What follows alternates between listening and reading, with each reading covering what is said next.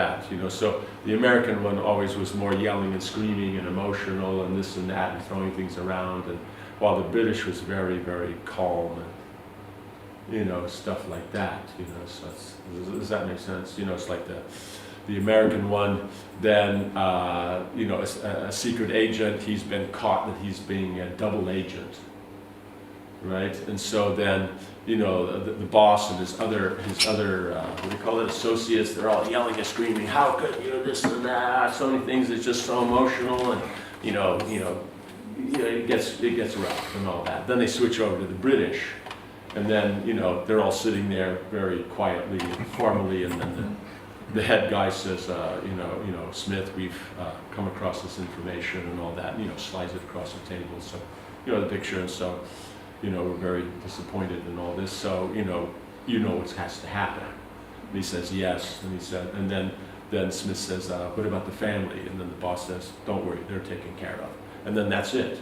So it's like a 15-second thing, while in the American thing, it goes over minutes, and you know, something like that. So sometimes, depending upon the scenario, may have some flavors, this, that, but generally we would tend towards a little bit more reserved. Like that, though it's not as popular because, how you say, you know, the whole world watches Hollywood, not necessarily British stuff. But you want to be very. Point is, this culture is there because they're Krishna's living entities, and being conditioned means you make mistakes. So if someone makes a mistake, we shouldn't be surprised. Right, that's always the thing, because there's a taste in being shocked and being surprised and how that can happen. And it's like, what is anybody surprised about? You know, that's the whole thing, is that Prabhupada said, don't be surprised who goes away, be surprised who stays. You know, that's the whole thing. We're so shocked, this one did this, that one did that, but the point is it's the material world. That's what people do here.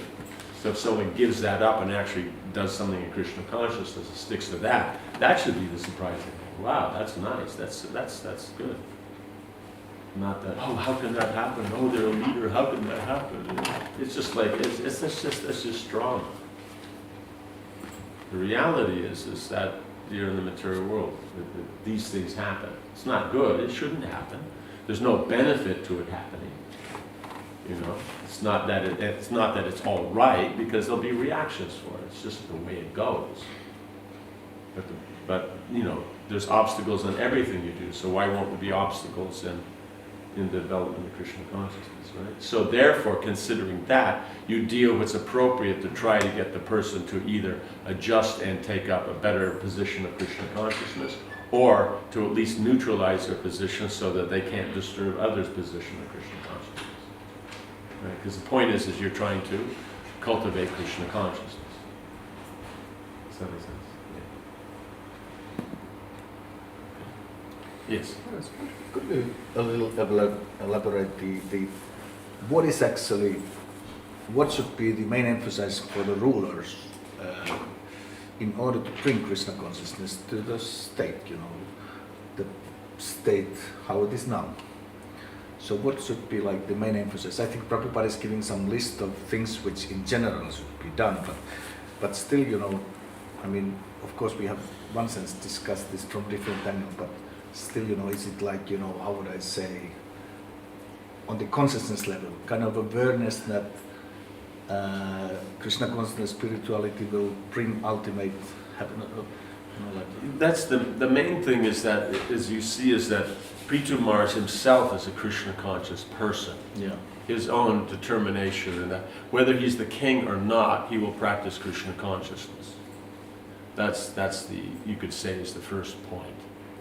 Then being on that level, then according to your position, then you apply Krishna consciousness. So therefore, for a ruler, then they have to see that Krishna consciousness is there for the benefit of the citizens. Right? So it's not that it's only the spiritual, it also has to be the material facilities are taken care of. So you see, like we were discussing yesterday, sometimes you get fanatic religionists, and it's only about the God-conscious side that they're worried about, and the rituals connected. Material facility they don't think is important. They'll say it's all in, you know, how you say, bad. But the point is that people are in this world because of these facilities, right? And so, therefore, those should be taken care of. But it can't be that that's the prominence. It always has to be God consciousness is your prominence. And then the material facility is in support of that. Right? So that being in support of that, then the two go together. Because from Dharma comes Artha. So they want facility, so they have to do Dharma. What's their inspiration to do Dharma?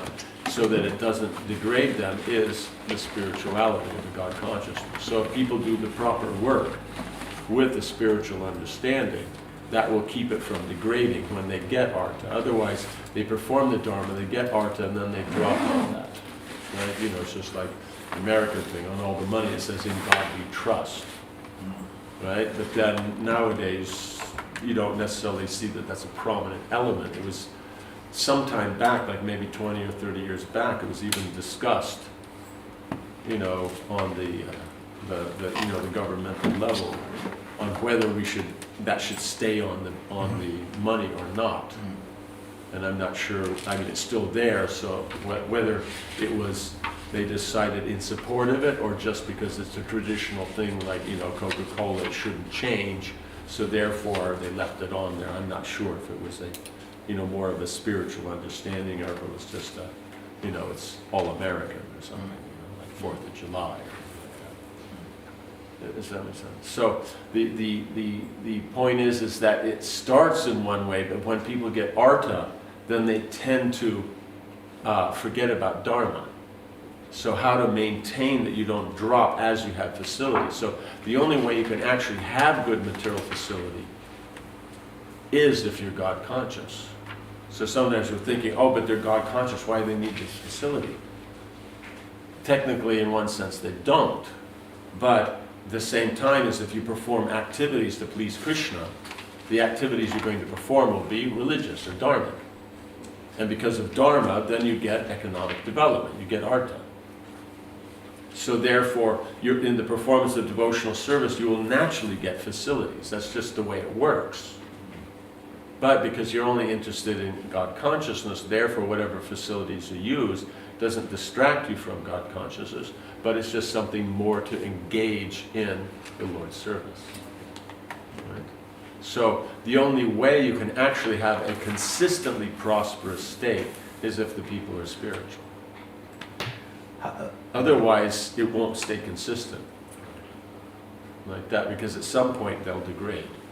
Because as they have facility, just like you see, father runs into difficulty when he's young, and he has to take up responsibility, let's say the family, or something like when he's 12 years old or this, he works hard, he builds an empire, he's super, he's a billionaire. Then he has his son doesn't have to work at all. Everybody does everything for him. Like that. Now the tendency, whether that son will have that same focus and determination as the father, or whether he'll be a bit of a playboy and waste his time and money and everything like that. So instead of being able to take dynamic part in working things in the company from the time he's 16, 18 years old, it's not until he gets into his 30s that he finally calms down enough that he can actually do something. You know what I'm saying? So that's the problem, it degrades. And then what about the grandchildren? What's going to be their position? And so you just see as it goes down, things get smaller and smaller. You take these big families that 400 years ago, they owned everything. As time goes, they own less and less. Why? Because they don't know how did they own everything? Because they made it. You know what I'm saying? They worked, they got the money, they bought things, they built things, they like this. They organize things, but as time goes, is basically they can kind of maintain, and they do pretty good, and they have more than anybody else, but they can't do what the previous ones did, so they're having to sell everything. Right? So many museums, so many big public things, they all belong to somebody who was really rich before. And either there's no one qualified to take over, or so then it's lost. Does that make sense? So that's the thing, as it goes down, they become weaker and weaker. They don't have that austerity, that determination. So the Vedic culture ensures that you maintain the austerity, you know, the sense control, the intelligence, the determination, all these things required to materially advance. And the determination to do that, if it's only material, it still will degrade at some point, right? So, you know, you don't think about making a country that will, you know, will be fabulous and the top of the world for the next 25 years. They think, you know, it's here for eternity, you know, forever, you know, what do you call it? Edelweiss will grow forever, right? You know, that's how it's thought, right? You know, it's not, you know, that's just, you know, it's God's given their blessings, of course it's going to be there forever. Like that, you know, like that. America is what, 200 years old, and they're talking forever. They've always been talking forever. It's 200 years old. Practically, you know, in Europe, every country's been around longer than that. You know, I'm saying Greek, you know, for the last, you know, whatever it is, 4,500 years or something, you know, like that. And, you know, Rome's been there for over 2,000 years. Even Russia is young. Russia is young. It was just 3 different, you know, areas which Yeah. were combined. But still, there was some kingdom there. There were the Yeah. Moscow kings. Yeah. Maybe they didn't have everything, you know, like that. Maybe Vladivostok belonged to the Novgorod, Japanese. Moscow, and Belarus. Yeah, but I'm saying those were there, and then they expanded it. But America, Yeah. the empires belonged to the Cherokee and the Iroquois and the, you know, these ones. And then, how you say, the Europeans came along and went, wow, what a nice place, you know. And then, so basically speaking, then, whatever it is, they think it'll be forever. And they're saying like that, you know, the Russian Empire. But how long has it been a big empire? Like you said, it's not that long, you know. Less than Sweden, Finland. Yeah. So they've been around more, right? You know? So you know, and you know, some say even the Vikings went over and had a settlement in America, you know, so like that. Still, you know, the spirituality, religion, and Krishna consciousness are used, but they are not all synonyms. Could you a little define? I mean, Say spirituality? Spirituality, Krishna consciousness, and religion. Yes. No, they're not all. They all go together, but they're not synonymous. They're talking about different parts of a bigger process. Mm-hmm. If you're looking at the full process, they're all parts of the process. So, in other words, religion means pious activities. Spirituality means seeing things off the mundane plane on the platform of the soul, right? And the supreme position of God, right? Then Krishna conscious means that we're actually conscious of God and how He does things, how things work. In other words, the universal laws and all that are coming from Him. And so that further step of that is bhakti means that consciousness is favorable. So if we're talking Krishna consciousness, meaning devotional service, so then it would mean we're performing the religious activities from the spiritual position of not being attached to the results for the pleasure of Krishna. You know, does that make sense?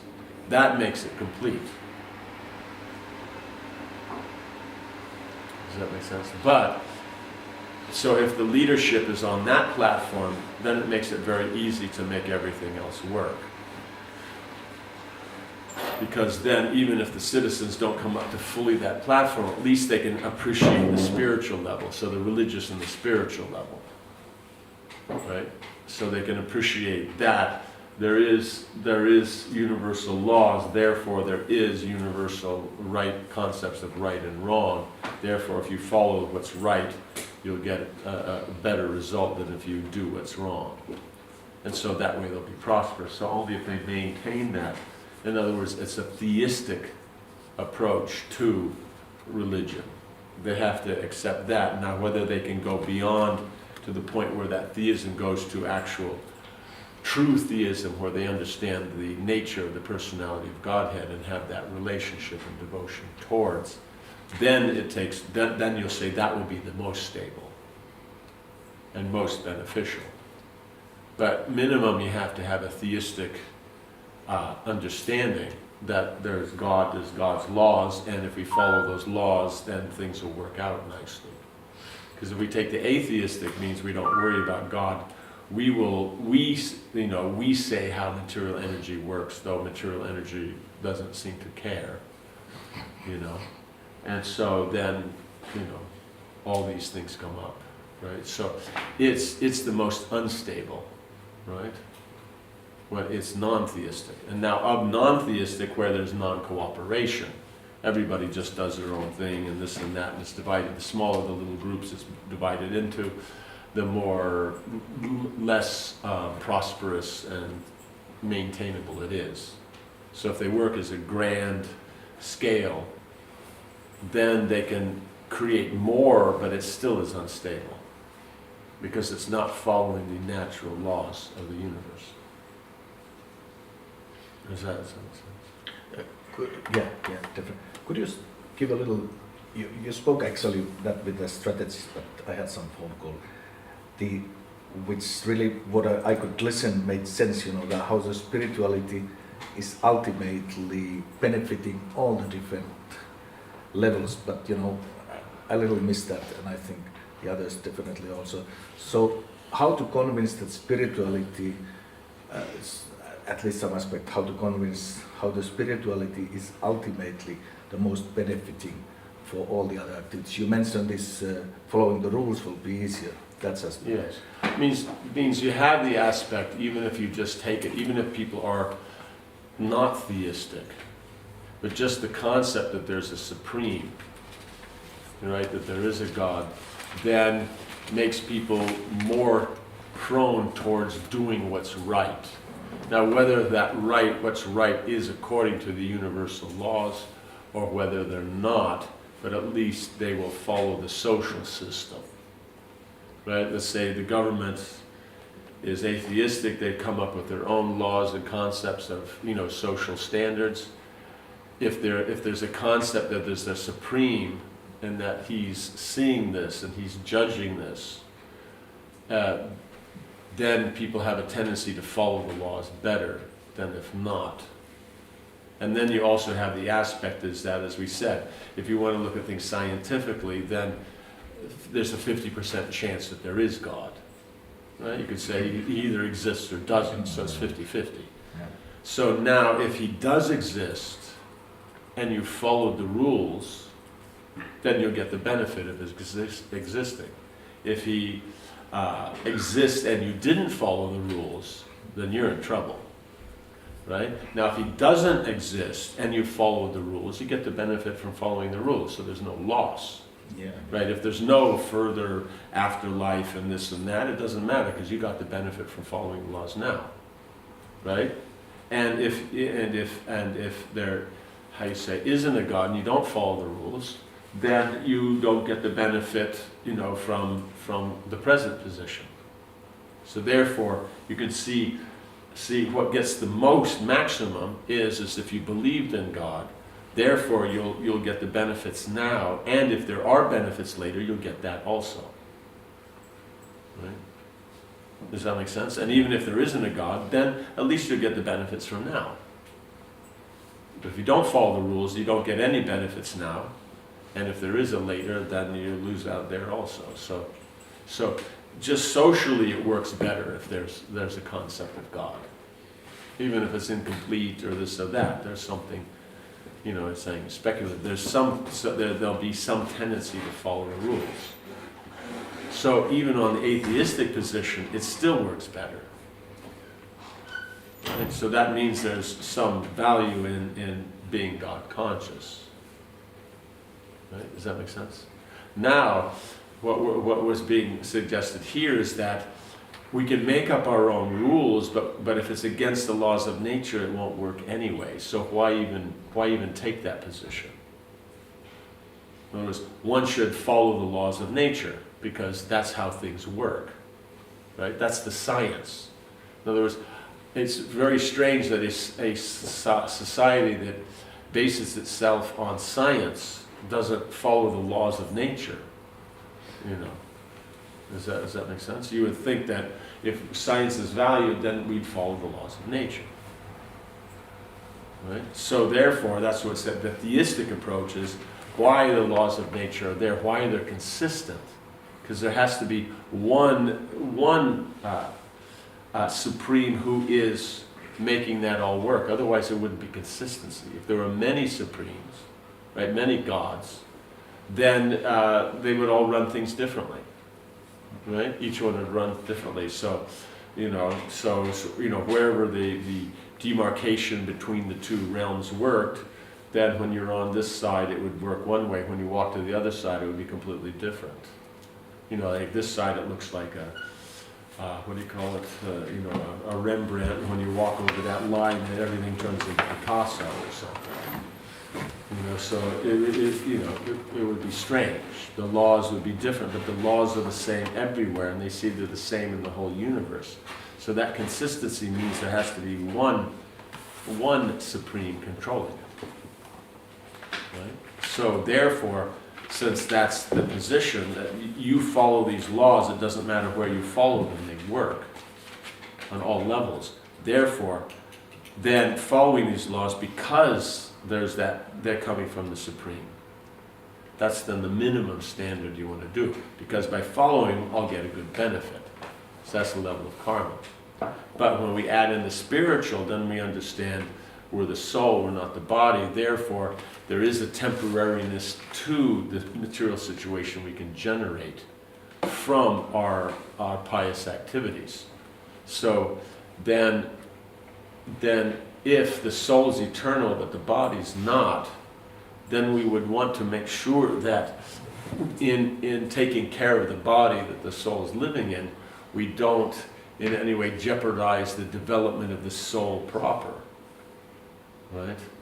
You can't sacrifice a higher thing for a lower thing. Does that make sense?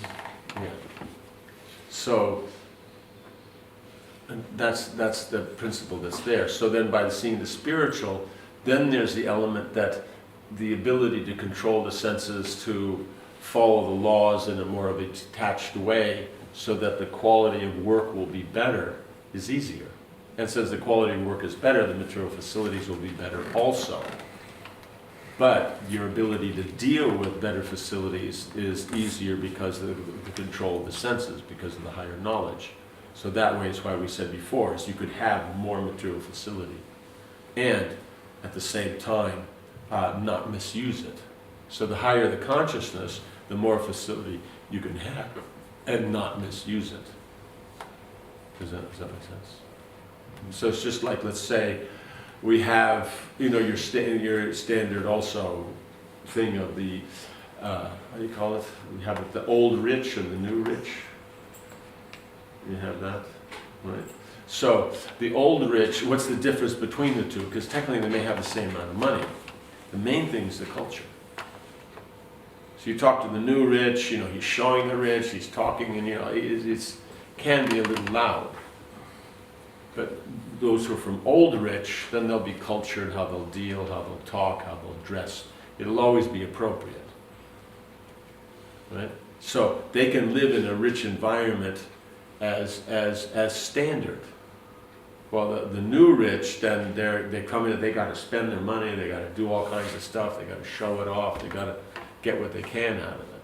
Yeah, these old rich, they don't make any point of the whole thing. No, it's there definitely, but it's just the situation Yeah. in which they exist is richness.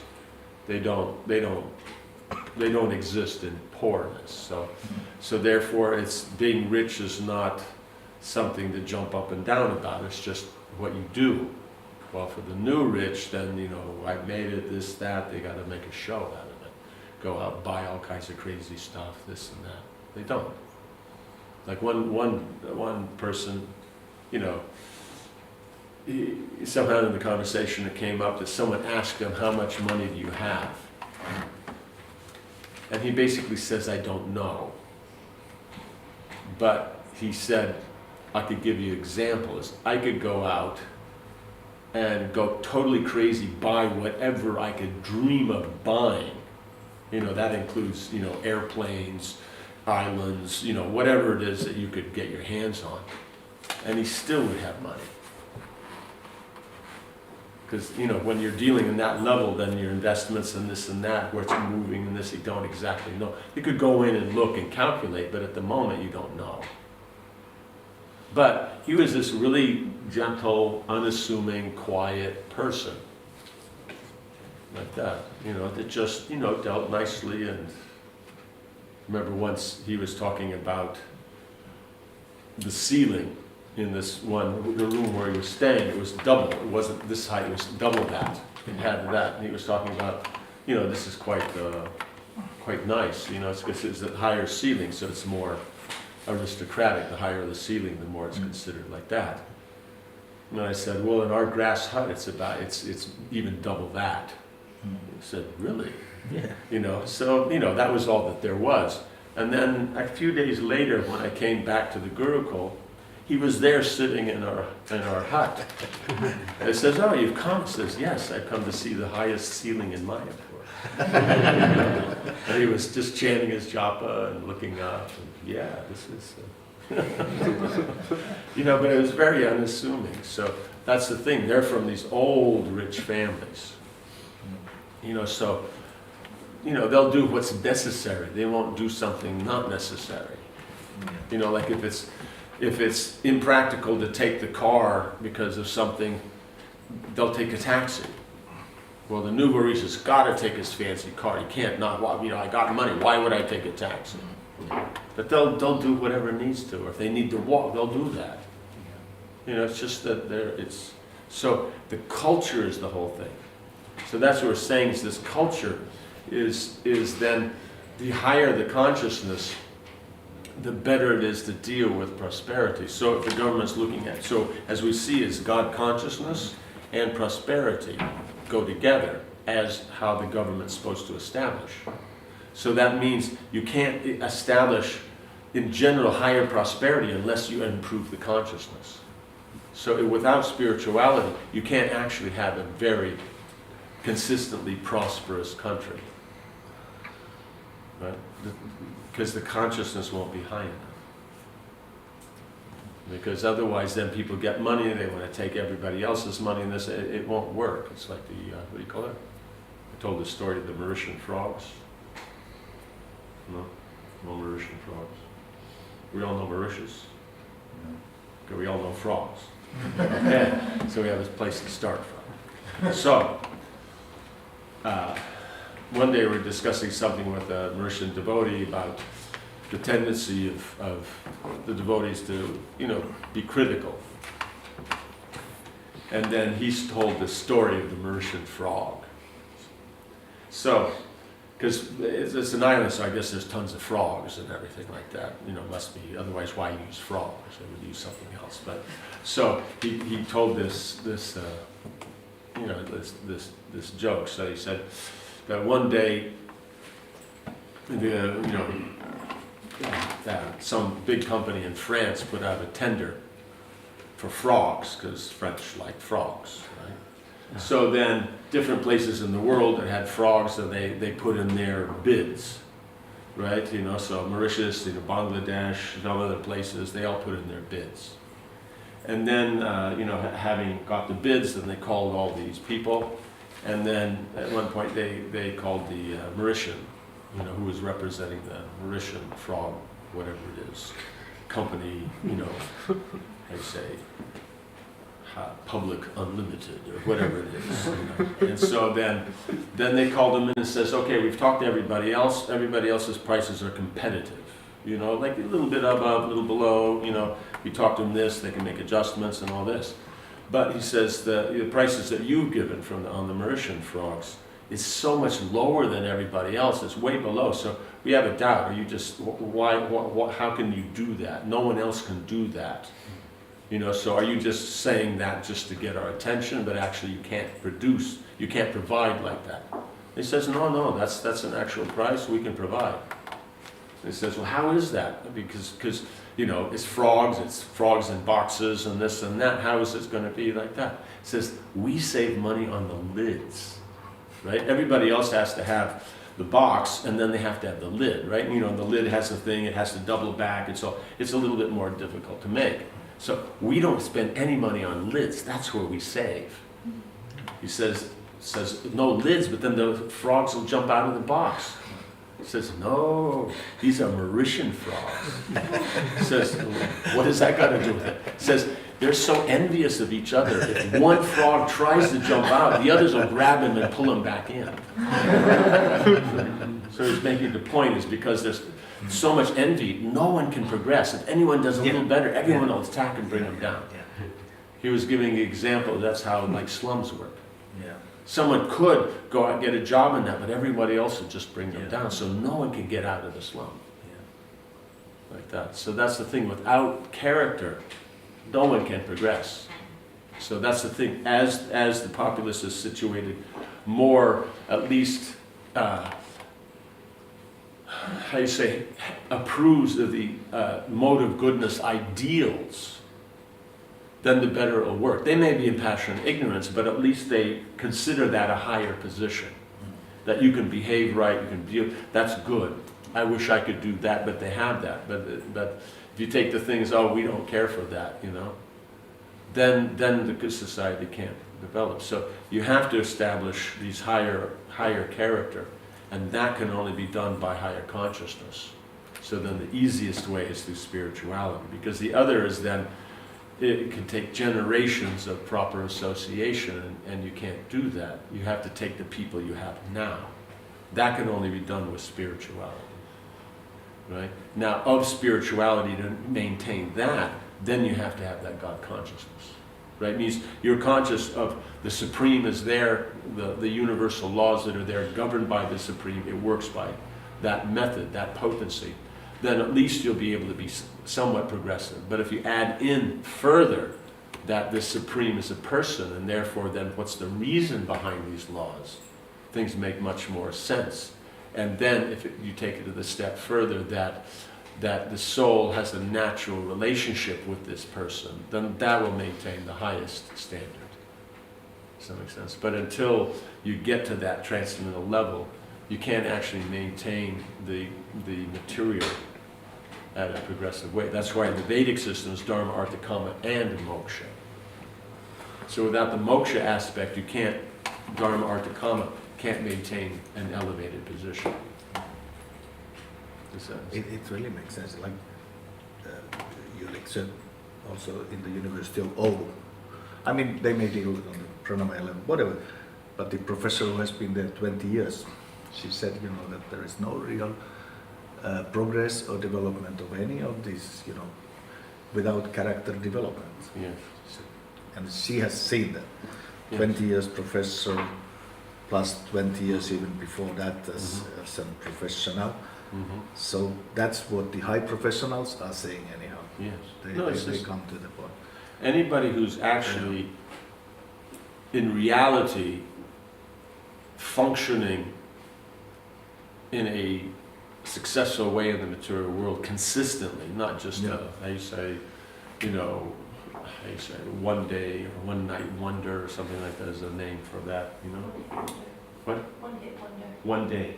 One hit wonder. One hit wonder.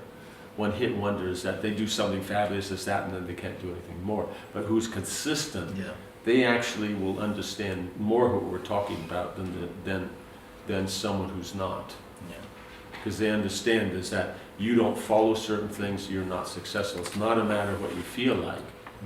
It's a matter of the reality. Now, you can have the qualities that we're saying there of determination, focus, sense control, you know, how you say, following the, you know, etiquette, dealing properly, all these things, then you'll be successful. It's not that, you know, you just feel like it, you get in your garage and, you know, it all happens like that. Does that make sense? Yeah, because otherwise, how much stuff comes out of a garage? Okay, Google came out of a garage, and I think Apple came out of a garage. And Microsoft. Also Microsoft. Microsoft came out of a garage. Yeah. And I think they were garage friends, Microsoft and Apple, right? You know, until some point where I think Microsoft took a few of Apple's stuff and then they became less friends, or whatever it is. That yes, so that's three. They also stole Nokia's phones. that they went down.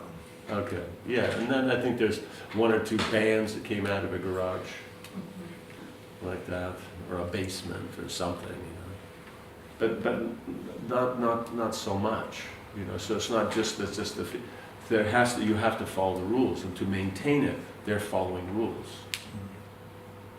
Could we say still, hopefully the others try, that the following the God's laws Right.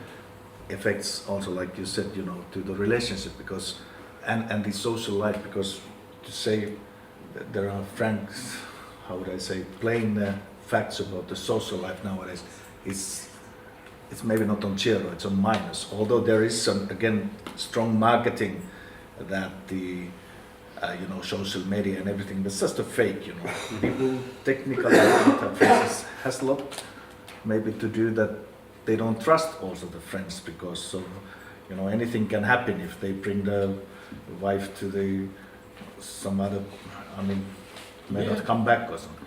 Yeah. No. The point is without character, then how can there be trust? Yeah. So the point is anamoy means it's about yourself. So the problem is that the pranamoy position of economics is at this point progressing due to its advertisement and that of people actually functioning on anamoy.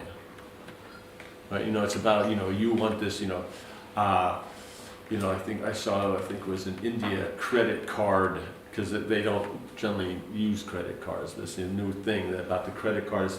Why do you have to wait to buy what you want? Right? Because otherwise, if you're using cash, you have to wait till you actually have the cash, then only you can buy. So why restrict yourself? With a credit card, you can buy it now. Right? But that's not intelligent, right? And it's just about yourself. Or you see these advertising campaigns where it's it's so good it's sinful, or it's so good you won't want to share it. Yeah. So you have this family of the husband, the mother, and the kid, and the father's got this bowl of something, and he's trying to hide it and eat it, and the kids and the wife are attacking him, trying to take it away from him. So it brings this whole anamoy platform. And so because of that, because it's lower consciousness, it's easier to cultivate. Right? And so then because of that, then people are buying. But then what's not understood is because they're dropping to the mode of anamoya, right? That perspective, then they won't actually take part as well in the pranamaya culture that actually makes things go. So they make the money, but it'll be harder to maintain it because there's so many people trying to take it away and not following the rules. And, you know what I'm saying? So it's like trying to boil something, but at the same time pouring cold water into it or something. It's not going to go anywhere. So that's why in the Vedic system you have to see as no Dharma is your basic platform.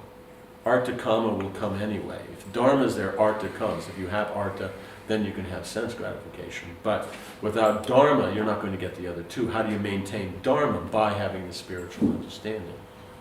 Otherwise, as soon as you get something, then why you won't? The dog's sitting there peacefully, throw something out to eat, and then they all jump on each other. Right? Does that make sense? So, okay. Does that make sense? Yeah, because otherwise you have to have very trained, let's say you have these dogs, I think I've seen once, you have these really, a breed of dog that's known for its viciousness and then they put out something to eat or put a cat there or that, and they all sit there. They won't move. But if at any point then whoever's in control of the dogs then says that they can, give up that position, then you see, then that cat is, how you say, takes on more of a historical position, right, rather than a contemporary. Yeah? So that's the whole thing, is that control of the senses, then things can be done. As soon as the senses aren't controlled, then it's every man for themselves. You know, then it's that dog-eat-dog position.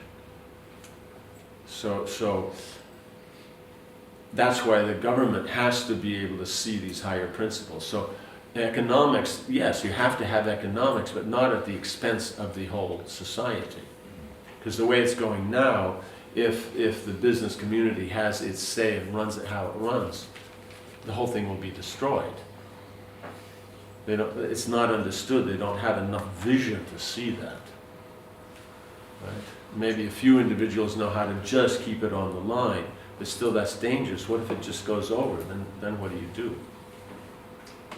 You know, that becomes very, very difficult. So the Vedic system is, no, you run it on this higher principle. And it may appear that it's going to be slower, you don't immediately make as much, but over the long run, it's consistent and it's maintainable. So it's always better that you have something that is consistent than it felt it was, you know, what's the importance of this? We're a secular state, they got rid of it. Then they saw that the character of the students went down so much that they can't even study.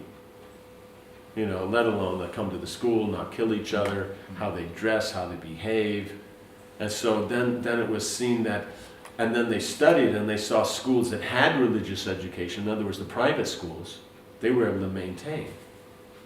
So now they reintroduce religious studies in schools is the thing. Now, which one you want to do and this and that, you know, before it would have been just Christian or, you know, whatever the school was, but generally like that. And now it's like, okay, whichever one, but they have a certain amount of religious education. Because then they see is that the students maintain a better consciousness, therefore they can study. So same as on the economic platform, same as on the family, the social, all these different things. That the higher the consciousness, the better these things run. The lower the consciousness, then that you can't say what it'll be. Yes. Is there a rise of awareness of this also in the business world, that ethics or dharma is more important for them? I'm not sure. I haven't heard. Have you heard anything? Or any studies, or they've seen this? No. I've never in heard America of there it. is some karma business, meaning like, you know, doing good, then results will be good. That's Okay. some Indian professors. Okay, so maybe, but it'll be a new thing. Yeah. It won't be a standard thing. It means you have the ones that, okay, will be green or, you know, ecologically, you know, like this and that. But that's also because it's business. If no one cared about ecology, the businesses wouldn't either. You know what I'm saying? It's because people want organic, therefore then, because organic, see, if things aren't organic and people want organic, now if I provide organic, what's going to be the price comparison? I can charge more, right? When organic first came out, it was cheaper, you know, like that. But then, so it just works on that. You know, it's just, how you say, supply and demand. As we said, that's how the Western market, Indian market's different. The more of something it is, it must be better. So therefore everyone wants it. And if there's not so much of it, then it can't be good, no one wants it. On the West, it's the other way around, you know, so Indian economics is another realm. It doesn't work the same. Yes. I heard some devotees said that one of the most successful companies in the Wall Streets, they have a rule that you cannot gossip. You are not allowed to talk about the other. You know, and if you do, you lose your job. Well, it's just bad for business in that. One, they're wasting time, wasting focus. It brings emotion into the whole process. And you can start rumors that can, you know, you can crash the market and stuff like that. So you just don't, you know, it's just not allowed. So they're careful about these things. They've seen what works. In other words, they would have been very studious of what happened since 29 when the market crashed. And so then they're going to be careful that that doesn't happen again. Like that. But the point is that in any case, why would it work? Is because it's in line with Krishna's laws. So those who are smart are following some aspect of the laws enough that they have the facility that they have. Like that. But the point is if they would combine all that, then you get a more complete system, then you get what the Vedas have to offer. Because all the things that are there, like, you know, it's just like, say, not sure anywhere else, but like in American, in the language, then there's two schools of thought. One is phonetic, one is linguistic. And so they fight over, you know, at one point one's prominent, one point's the other prominent, and this and that. But in the Vedic system is that you would use both of them. Why, if each has something good about it and some weakness, because the point is whatever's strong in phonetics, that will be weak in linguistics. Otherwise, how does phonetics have a position? Whatever's strong in linguistics will be weak in phonetics. Otherwise, how can linguistics stand up and say, yes, you know, these areas it's good and phonetics is not. So that means the Vedic is what's good of both is connected together as one thing. And what's bad of both is dropped. But this inability to balance things, that seems to be the Western disease, or the non-Vedic disease, is they can't balance. And so it has to be one extreme or the other. You can't see that they go there. And so therefore following laws and everything is where the good part is. But since there has to be balance of good and bad, where's the bad? The bad is that you're dealing in the material world and it's not satisfying to the soul. Right? So that's the bad. So even though you have all facilities, it can't satisfy you. Right? We work on, we're not satisfied because we can't get, or we get and we lose. You know? Or we get and then we have all the problems from it. But the Vedic is no. You act piously, you can get the material facilities, but the point is it won't satisfy the soul anyway. But at least it's the comfortable environment in which to exist, and it is the nicest environment to take things and engage them in connection with the Supreme for spiritual upliftment. Right? So, therefore, then that's the position. So the upside is proper activity and proper consciousness. The downside is this is the wrong place to be. Does that make sense? It's always going to have the temporary effect. So, something else? Sure. I have two questions. One in this connection with this subject matter. In the business, they teach that that the company should have vision and mission and vision. But after 25 years in successful business, and listening to your lectures, I have come to the conclusion that this Western way of business, having its goal profit, can't have proper mission, because that mission is just a nice word, because the real mission is to get profit. Is it so? Yes, because if you look at it, if you put it into the context of the strategic plan, is that the strategy is to make money. Mm-hmm. Then the operational will be the particular area they're going to make money, right? You know, selling clothes, selling cars, you know, how do you say, selling sound, you know, whatever it is. Then you're going to be, your technical is going to be then how you run that business and things like that. Mechanical will be down to, you know, how the copy machine works and stuff like that. Does that make sense? So that's actually the thing. So what they're talking about is these mission statements and all that. Then it's just a way to make people focus. But the actual point is it's money. I think it was, I can't remember who it was. If it was a Charlie Chaplin or something. It was one of those old, you know, old things is that they had these big businessmen, I think in New York or someplace like that, or maybe it was Los Angeles.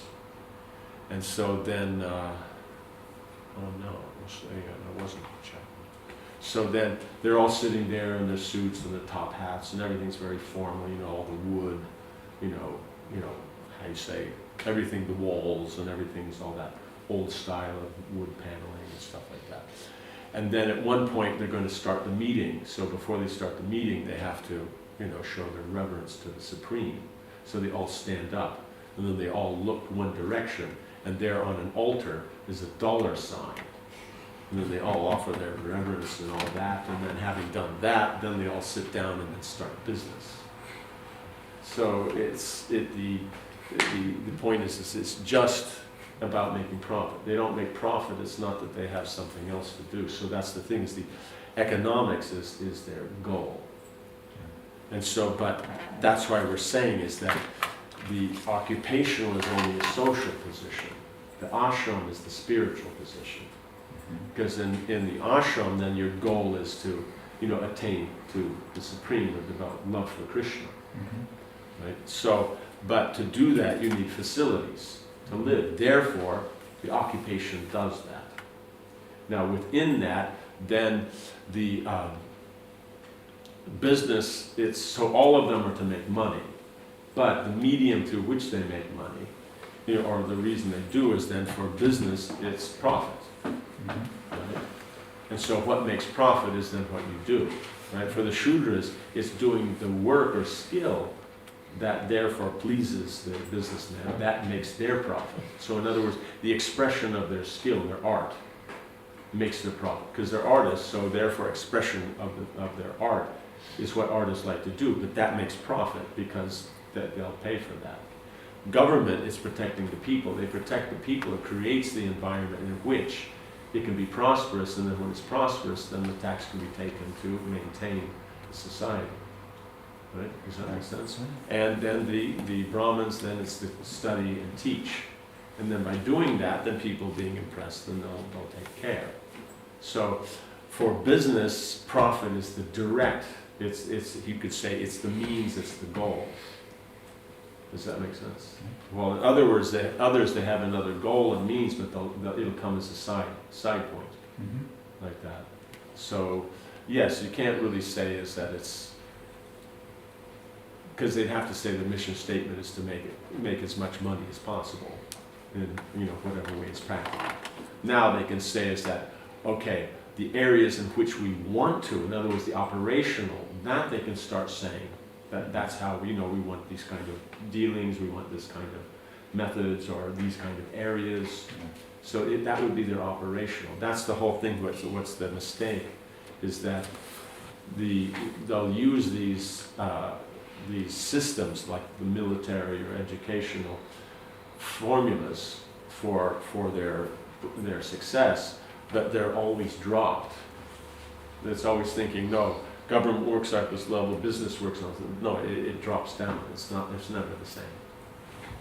Does that make sense? So when business uses strategic planning, then they'll bump from operational, they'll bump the operational or tactical up to strategy.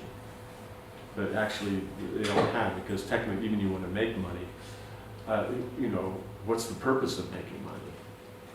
You know, like that, so you can, you know, maintain family, you can do these. In other words, I can maintain my religious life for that. You know, you can say, that's it. So I need to maintain my religious life. That's the strategy. What's the operational? I'm a businessman. I can do that through business, right? A Kshatriya do it through his things, the Brahma through that, like that. Then, okay, I can do it through business. So what's the tactical? I can run this kind of business. What's the mechanical?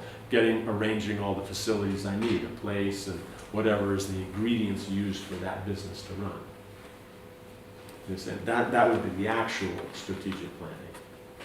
But, you know, then it makes the business, you know, the business dealings look, it's mechanical, it's the lowest level.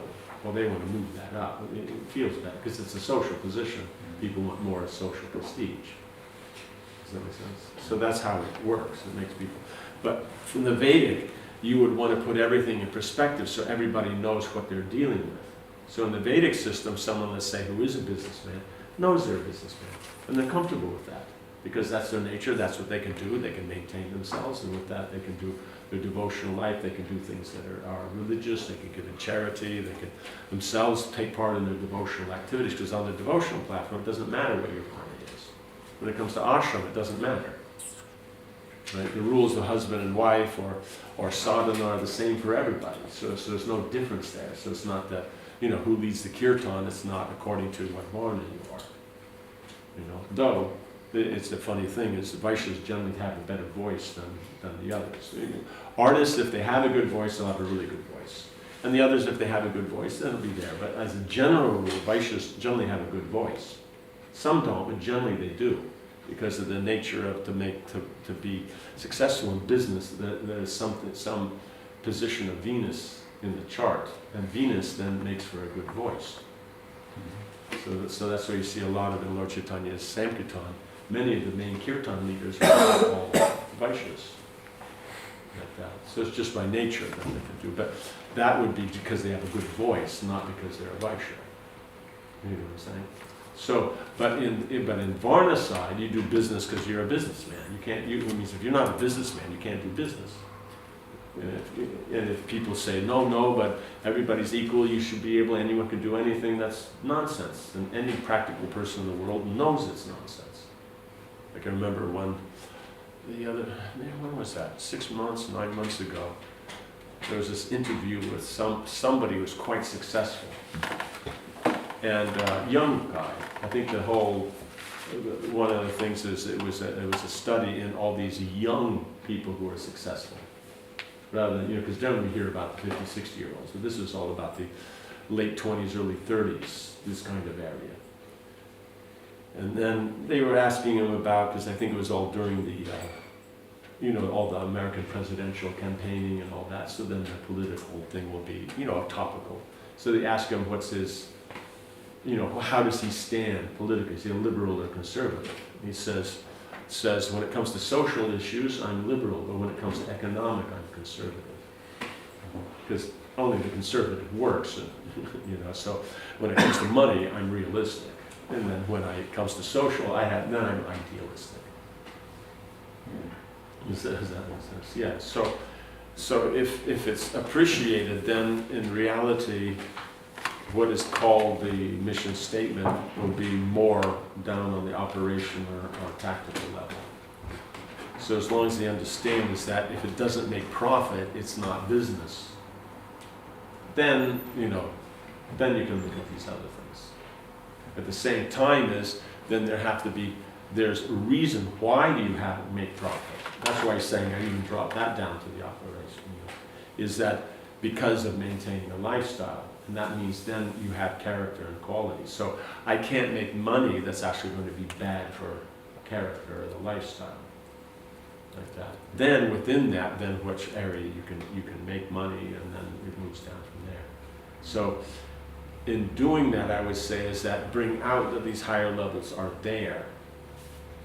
In other words, the mission statement's there, it focuses them on the specifics of the business and the effort. But they have to know is that the profit has to be there, and personal development has to be there, and then it will be more complete. But the mission, so you don't hear people talking about mission statements so prominently. It's not that they don't do it; it's just not the new thing like it was back in the 90s. Everything had to have a mission statement. You're cooking lunch. Well, what's the mission statement? What are your objectives? Like this and that. Well, I'm going to go into the kitchen, okay, but what are we going to accomplish by going into the kitchen? Well, then I'll be in the kitchen, okay. So, you don't have to do all that jazz. So. And the second question, I would like to understand and to get your explanation on the following problem of the leadership. I was following the election process in the United States for the sake to understand how powerful and wealthy people presents things, how they behave nowadays. So, and from the very beginning, I was on the Trump side because I saw that his qualities are much better than his opponents. On the other hand, I was never saying that he is, from my opinion, he is a leader of the state. He just has very vivid qualities. Mm-hmm. And in such situation, when one person is, he can show his qualities, Mm-hmm. but he's not fit for that particular position. Mm-hmm. But there's no other people, probably they have these qualities, but they are not so prominent. Mhm. What is solution? Solution, I'll tell you my mother's solution, is you vote for which one will be less bad. That's how you choose. They're both bad. That's standard. Yeah. But which one will be less bad is the one you vote for. But how can you not being qualified to understand all these? Well, that's another thing. So then it will be subjective there. Okay. Yeah. You know, so the people think that no, this is going to be changed. It's the same. Yeah. So the point, the advantage here that despite the insanity, like means when it comes to general elections and that, unless it's some kind of, more banana-y, republic-y kind of thing, then, that everybody can see that things aren't going so well. But in, what's generally considered the standard kind of world scene, then one could possibly say the American political scene is one of the most crazy that there is, right? It's standard, right? If they come up with Hollywood, everything else has to be similar, because Hollywood's only putting what goes on there onto film, right? Like that. But at the same time, as you have this system that of the democratic systems, then the organization of a democratic republic that was done by George Washington seems to be the most strong and stable of all of them that are there. Because the way he organized it, so he studied all the ones, and somehow or another he seemed to be quite qualified. He was a general, and that so he could see the practical. He was a field general, so he wasn't just an administrator. And from a young age, I think when he was a general, he was 21. When he was on the battlefield fighting for the American right, he was 21 at the time. So it wasn't like he was one of these 50-year-old like that. So he was figuring all this out when he was young, and so putting that effort into it. Then he came up with this system of how the American government runs. So it's such a strong system that basically, despite who's there, it'll still function. Because even though the president's there, like you see is in the campaign how Trump is talking, right? He's completely, wild, says whatever he wants, doesn't. People like that because they're tired of political correctness. They want to know what they're getting and all that. So at least with him, what he says is what he's thinking. Whether he should be thinking that or whether he should be saying that, that's another thing. But the point is, what he says he's saying. While the other ones are saying one thing, you don't actually know what they're thinking, and people, get tired of that.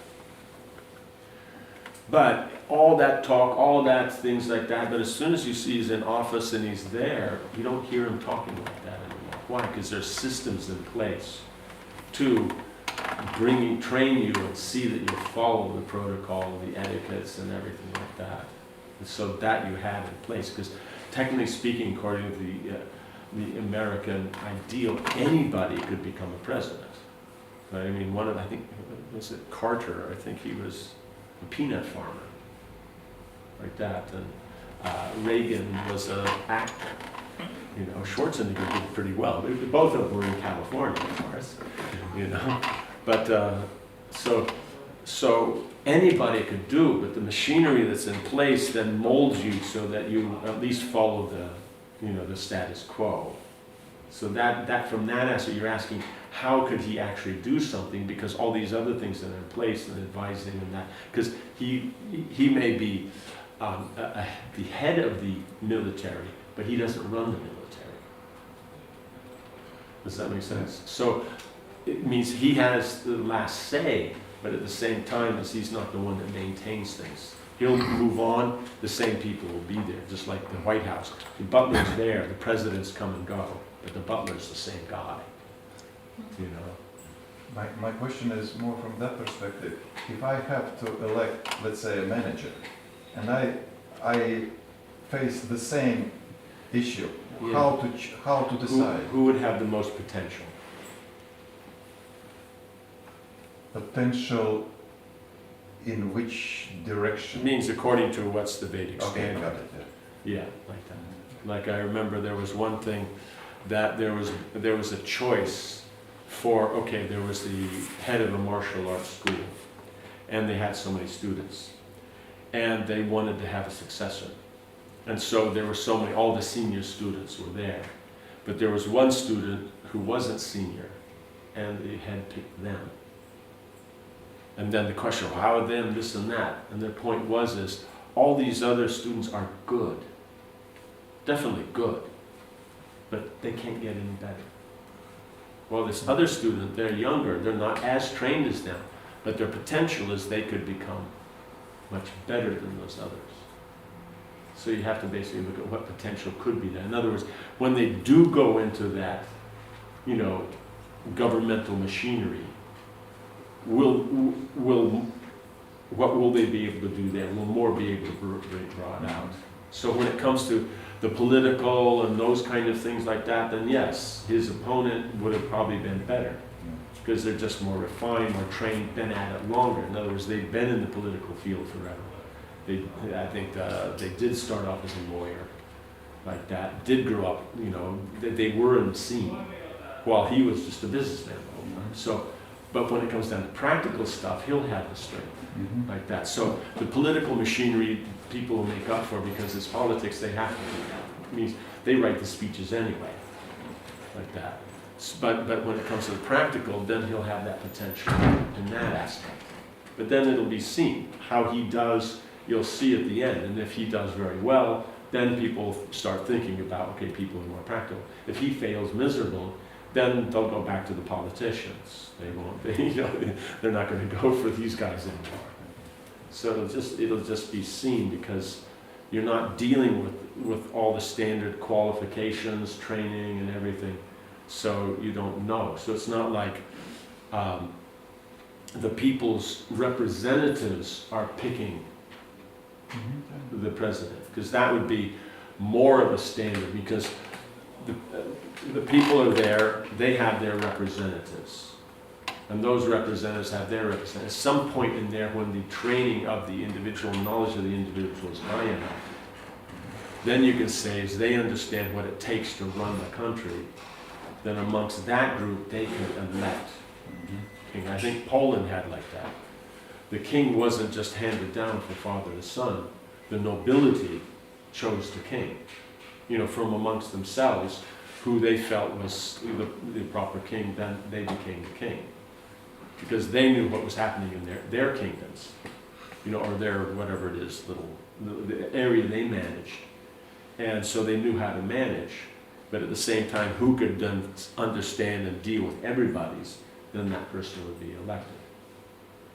So that would be, but if not, then people have to be trained, so that the people themselves, if they have to choose, then they have to have enough training to know what to look for. But that's not part of the scene. I mean, the journalists take it upon themselves, of course, to, in their own way, say that they're educating the people, but generally it's just pointing out faults and this and that. It's not actually education. Because if people were too educated, they wouldn't listen to the journalists either. Because they just find fault, and so where's the positive, where's the knowledge, where's the real substance. Yes. What can I explain to the devotee the importance of the character who is very enthusiastic to preach, but at the same time shows very, very bad character, even very kind of obviously, but does not understand it and considers that he is discriminated and he is like badly treated by actually us who try to explain. Can you just... Well, you can ask him, is that certain behavior, is that what the Shastra authorizes? You're doing certain things, how do you substantiate that you're doing it? That's all. It means if the thing is if they're being discriminated against, is explain how this particular activity actually is going to be useful in Krishna consciousness. and see what their explanation is, and most likely, and keep asking questions, and at one point they're going to maybe have to agree, if they're willing to go through such a process. But the point is if you have, they're preaching, and are they getting some results? No results. Yeah, so then that would be the reason that if they like to preach, and they would like to get results, then the better the character, the better results. Because you have influence by the strength of character. Like Prabhupada mentions about these Naistika brahmacharis. They have so much influence. Like Narad Muni, he goes and talks to a hunter or a dacoit, right? And then they turn into great devotees. Or he takes a totally materialistic karmakanda, personality, like Prachina Barhishat, and turns him into a great devotee. That's because of character, that strength of character. You understand? So even a devotee, influence is affected by how strong the character is. So just from that, to be a good preacher, because generally say, oh, you have bad qualities, you should stop preaching. No, you should continue preaching, you should just improve the character, because, does that make sense? Is that okay?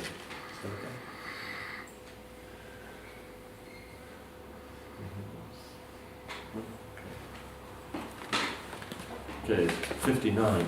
Maharaj Pṛthu's intelligence and education were exactly like that of Yamaraj, the superintendent of death. His opulence was comparable to the Himalayan mountains, where all valuable jewels and metals are stocked.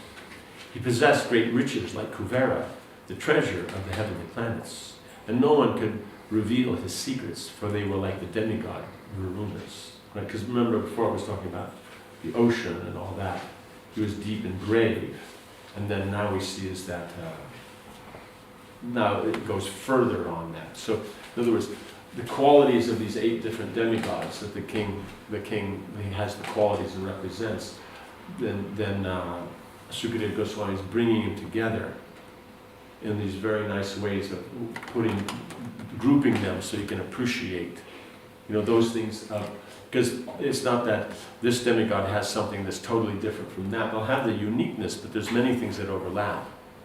They have common. So the common points and the unique points are then being gathered together according to how they support each other. Does that make sense? Yeah. Purport. Yamaraj or Dharmaraj, as the superintendent of death, has to judge the criminal living entities who have committed sinful activities throughout their lives. Consequently, Yamaraj is expected to be most expert in judicial matters. Pṛthu Maharaj was also highly learned and exceedingly exact in delivering his judgment upon the citizens. Right? So that principle is that this idea that everybody can judge in that, no, you actually have to be very intelligent and very educated. And very exact means you have to have good qualities to be able to apply it, because you're dealing with justice. It's very potent, and so if you deal correctly with it, everything goes right. You deal wrongly with it, everything goes bad. It's like anything that has more potency, like fire. You deal properly with it, you get very good results. You deal improperly with it, it can be disastrous, the results. So that's how the judicial matters are. So, like Yamaraj, he knows the most. Like Yamaraj, he has the largest Bhagavatam. But he has, we have, the 10 avatars and a few other avatars are there. Hamsa and a few others like that. So, dealing with, that because the purpose is mainly the spiritual understanding.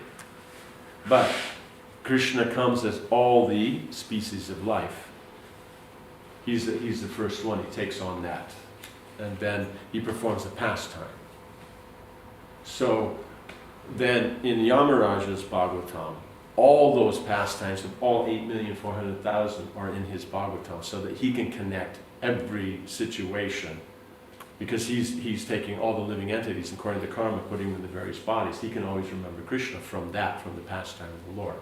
Not just the mechanical that Krishna's in control, but from personally. Well, others then they have this and that, because there's, I think it's, I can't remember what it is, 2 billion verses in the Puranas. We have 400,000, right? And already we consider it so much.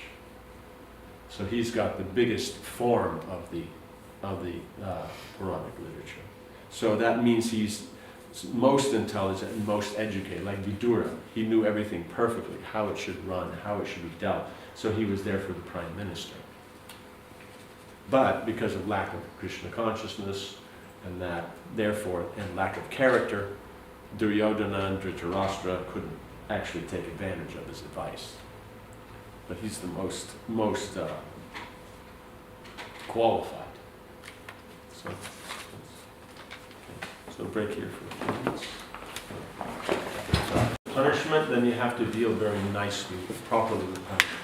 Because punishment, if it's meted out and it's inappropriate, then part of the reaction to that, to what was gone wrong, or what is the criminal activity, falls on the person who's punished. Right? So that's the whole point. If the person who did the wrong is dealt with appropriately according to what's the recommendation, and then 100% of the reaction of that sin falls on them.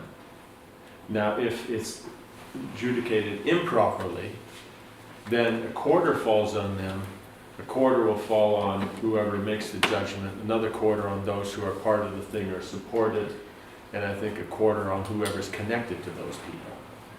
Like that. So it goes out. So it's not just that you make a bad decision in punishment and it just affects you if it's wrong. It affects anybody connected with you. I'm not sure if it goes out as far as, it bothers your dentist, but whatever it is, it will affect family. Like that. So therefore, that's why he's saying that he is so intelligent and educated, means that he could exactly punish. That's why he says, what was his name? Exceedingly exact in delivering his judgment, right? So he knew exactly what was wrong, and that portion itself, that's what was dealt with. That then gives the reaction, right? So that's what you're trying to do. So that means he's really, it says here, was highly learned. That means he had the character, he had the knowledge, therefore he could apply it. So that's then the glory that's here from Yamaraj. No one could excel him in opulence any more than estimate the stock of minerals and jewels in the Himalaya mountains. Therefore he's compared to Kubera, the treasure of the heavenly planets, right?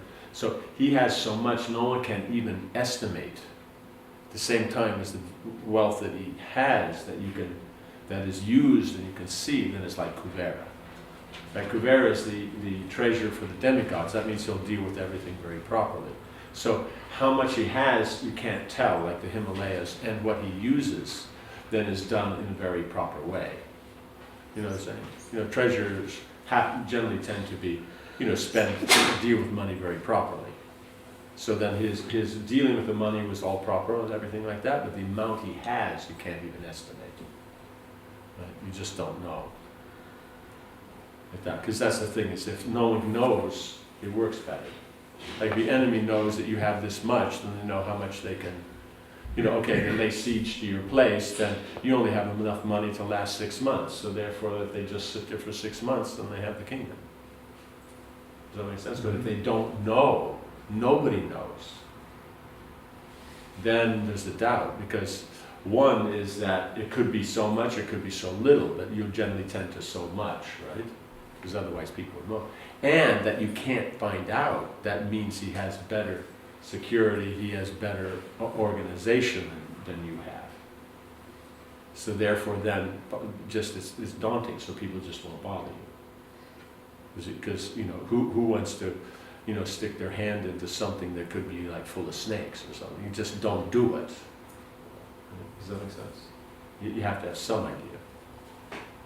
Nor could anyone discover the secrets of his life any more than learn the secrets of Varuna, the demigod presiding over the water, the night, and the western sky. Varuna is omniscient, and since he punishes sins, he is prayed to for forgiveness. He is also the center of disease and is often associated with Mitra and Indra. Right, so he's very, very powerful. Varuna is one of the 12 Adityas, so one of the 12 sun gods. Like that. He deals with the ocean, so therefore that depth, like that quality of the depth and inability to understand, that was then given before, you know, in his consideration of, you know, how he satisfies everyone's desires and everything like that. But in this one, then it's like, I would say, no one can reveal his secrets like Varuna, right? Because the ocean is so deep, no one can know what's there. So that's very important. What is secret, what is necessary for national security, and that no one should know except for people who are dealing with it. You know, of course there's always those, no, everything should be known, but if everything's known, how much of a country can you run? So in other words, only people who don't know how to run a country would say, no, there should be no secrets. So the problem with secrets is we're worried that people will use it badly. So that's why then there's the character. The character is good, then it doesn't matter, where you don't have a problem that someone has secrets. Right? If you're protected and everything's going to go well, the purpose of the kingdom is to protect the citizens, there's no problem with the king having secrets. Right? Because that's just how it works. It has to be like that. That makes sense. Yes? I mean, there is a certain, what do you say, ideal in modern society. Everything should be, you know, transparent and open and things like that. But is it so? Even the state might come up and show, okay, it's like this and like this. This is our treasury. But is it really like that? Is states today also how much has to be known is known. So if that's the stand, means if there's no problem for us to know that it's known. But when they say transparency, what do they mean? What is the definition of transparency?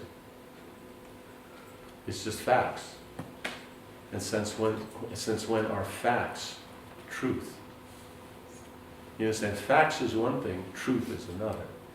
See, the modern things, when you're dealing with an atheistic perspective on society, where God's technically not included. You can use him as an excuse, but he's not included in the standards. It's not that it's God's standards.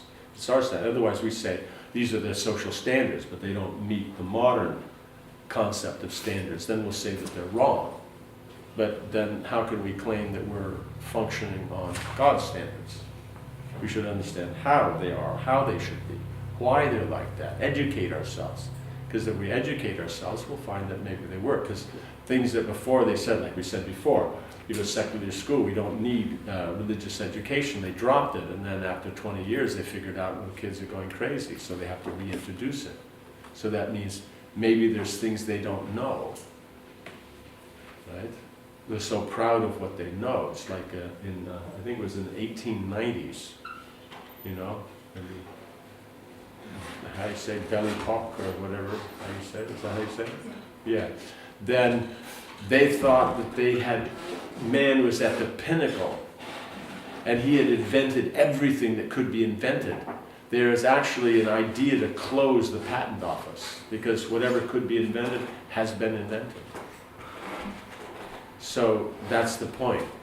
The man's false ego being so great, then he unfortunately doesn't understand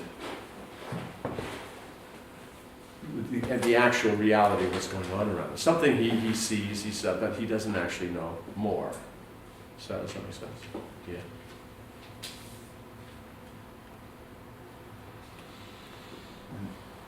Just got a comment about transparency. Example in the business. By just observing figures given by a bookkeeper, no one can understand what's going on in business. Yeah. Point is you need on that. Some of them will. How do you define what's profit? You can write it in such a way that there's no profit. No. Like that, you know, because everything, you know, the guy.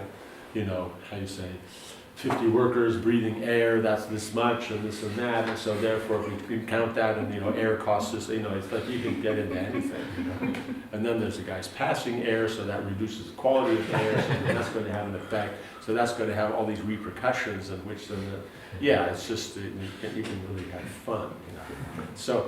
But here they're making synonymous that facts and truth are one and the same when they have nothing to do with each other. Right? Because if you're looking at the facts from an atheistic point of view, how can it be truth? Because the Bhagavatam points, truth is what's connected to Krishna. So unless you see those facts connected to Krishna, they're not truth. They're actually illusion. You understand? So this whole modern thing of transparency, yes, you want transparency in the Parampara, but that's philosophy. Have we ever said that what happens when you have a pond and you move the water? It's clear water. You take a stick and put it in and move it around. What happens? Right? It becomes cloudy. What's making it cloudy? The water? No, the dirt in the water. So therefore, the cloudy element is the mundane. Right? So in other words, if they want transparency and they want truth, that means you should be able to explain your accounts and your management according to Krishna consciousness. That is the statement that would be of value. Why these things were done, how they were used in Krishna consciousness. That's the whole thing. But to just see numbers and all that, it's like, who do we have there? An accountant? Name me the GBC who knows accounting. Name me how many temple presidents know. Some do. It's a handful. 600 centers, you're going to say they know. And then the people working with the accountants, how much do they know?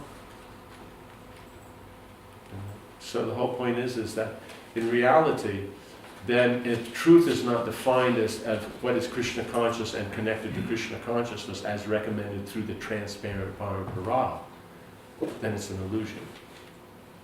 That's the first thing that has to be understood. They say, well, no, we're talking management, but then that's just another illusion. Are we talking management? It's God's world. Are we actually talking management? What are God's laws on management? You can't discuss that. Oh, well, we don't know that.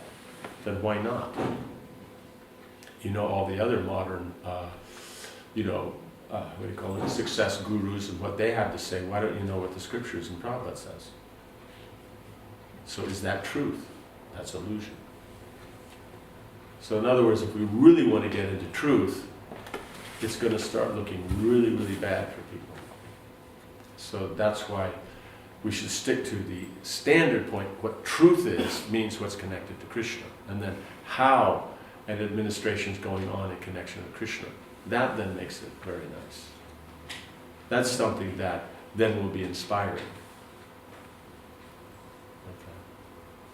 Does that make sense? Yeah, so like that, then Varuna, there's things that you can't, there are sometimes things that people can't know. People demand that they know.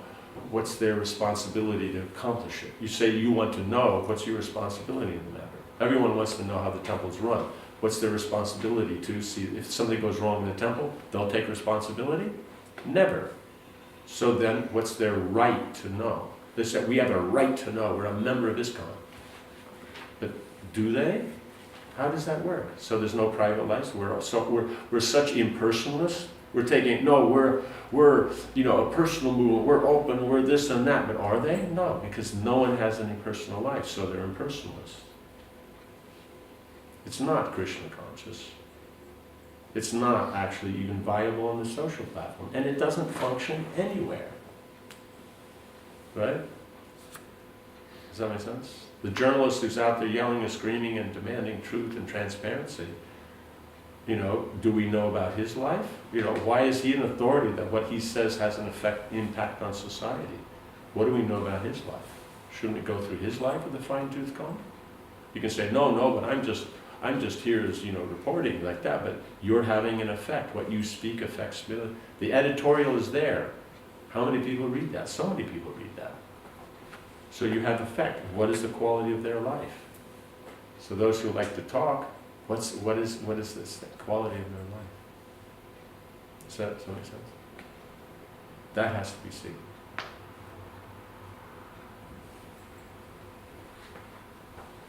Does that make sense?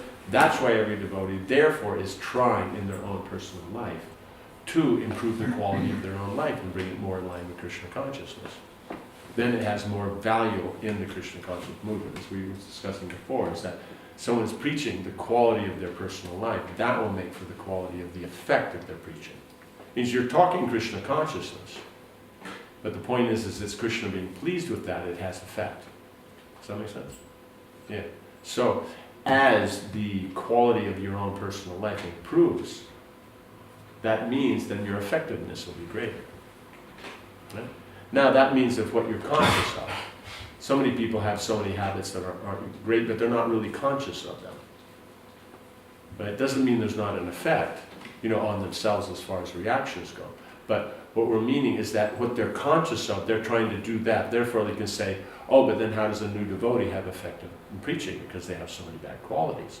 But as far as they're concerned, they're fully engaged in Krishna consciousness. Therefore it has effect.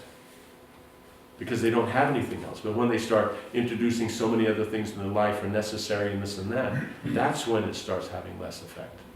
Does that make sense? Like yes? Maharaj, can you elaborate more on the quality of life and developing of this quality? Like, what do you mean by that?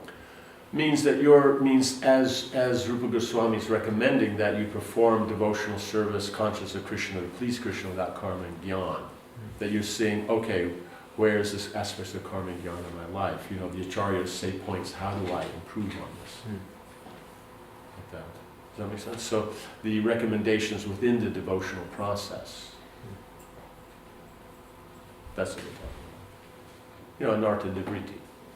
Because eventually we have to come up to the point that I'm not the controller and enjoyer. We have to give that one up. Does that make sense? Yeah. So giving that up, then it makes it a whole lot easier. As long as we maintain that, then it's going to have a specific manifestation. See, the troubles that we see, that's the specific manifestation. That's not actually the problem. Right? Someone has people are going to have eating, sleeping, mating, defending, dharma, artha, kama, moksha. They're going to have some attachment somewhere, right? So where that attachment is, that's the secondary application of the primary, which is I'm the controller and enjoyer. Right? So I'm the controller, I like to control this, therefore I can enjoy that. But so in other words, the principal point of our consciousness that I'm the controller and enjoyer has to have a secondary form to manifest it. Does that make sense? So what we see is actually not the main problem. The main problem is the sense that I am the controller and enjoyer. So only by chanting Hare Krishna and devotional service, that's the only way to get rid of that. We think when we get rid of the secondary, we've solved the problem. That's why it points out so many times, is that you can remove all these things, but then again they come back. Does that make sense? So that's why then Rupa Goswami gives the point, is if you have seeds, they'll sprout. Right? Given the right conditions. But if you take the seeds and either soak them in water or fry them, they won't sprout. I mean, soak means leave them in water, not leave them overnight and then they sprout. We're talking about you just leave them. So either through austerity, these kind of things, then they're roasted and all that, or by being absorbed in the nectar of devotional service, how they'll sprout. But the point is, only devotional service can stop these seeds from sprouting. Any activity you do, it creates a seed. Right? Therefore, the desire to do it again is created. So you do something correct, the desire to do that stuff. You do something incorrect, the desire to do that again is also born. But if you do something devotional, then the desire to do more devotion increases. So as that increases and the others decrease, then we become fixed in devotional service. Does that make sense? So that's what we're trying to do. That's why the whole conversation is, you get into the technical, but you have to keep going back to the character and then to the devotional point to actually support it so it makes sense. Otherwise, some of these things, won't make sense. These specific, mechanical or tactical elements. Does that make sense? So when you go back, you have to go back to the Krishna conscious aspect. And when you go back to the Krishna conscious aspect, that's where we started. So that's why that's first. So the primary, if that's situated, you understand it, then we can discuss secondary. Because then we either understand it in context of the primary, or we can discuss it so that we understand it in context of the primary. Does that make sense? Yeah? Thank you. Yes?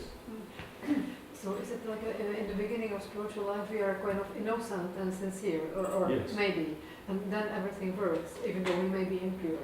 But when this innocence is sort of like lost, that we, again, we become familiar maybe with the situation and start again the same conception of zero control, then our effectiveness is much less. Yes. In other words, when that enthusiasm is there up to Bhajana Kriya, then it works very nicely. But if we're not continuing the process through anartha nivritti with that focus, then we may get distracted by those things that come up in anartha nivritti. I mean, in other words, all these desires within the heart, they're there from previous activity. So they're all impressions within the heart. Now, as we go in devotional service, all those things will come up to the surface. As the example of we have the pond. It looks clean, but as soon as we agitate it, you find out it's not clean. Right? It's just all this dirt settled down into the heart. Right? So as it comes up, if you're focused on not being distracted by karma or jnana, then we let go of those things, and then they're gone. Right? Because in the cleaning process, you have to bring it out where you see it. Right? You have a closet full of all kinds of stuff. Then to be able to clean that closet, you have to actually visibly look at everything in the closet. So that's all that's happening in the process of anartha nivritti, is by the chanting process, by the devotional process, this dirt is coming up, so you can see it. It's on its way out. But if it's seeing it, you go, oh, I wondered where that's been. It goes back into the closet. Or, wow, that's nice. Where'd that come from? It goes back into the closet. You understand? So you have to let all the things go. So what's happening is that we're going along devotional service, then all these desires come up. And if we're just so confident that I'm doing devotional service and we aren't careful, then these things come up. We'll think they're great ideas, and the next thing we know, we're distracted. Does that make sense? But if we're careful, then we see they come up, then we let them go. Does that make sense? So that's the whole thing. Then these seeds get removed. Because those things are there, and we see it in the seed. So you think, oh, that's nice, it sprouts. That's kutaj. Right? The first thing is there's that desire. When that desire coming up, then we deal with it, or have an interest, it sprouts. Right? And then from sprouting, then it will grow, and then it will give us results. Right? And when it's given the results, that's finished. But the point is any action you perform produces a new seed. Therefore, the process goes on. But if you don't take interest in these seeds, they don't sprout. So that's the point. Devotional service keeps these seeds from sprouting. So even though they're there, they can have no function. That's the example of the poisonous snake with no teeth. He's still poisonous, but he can't bite you. Is that so? Yeah.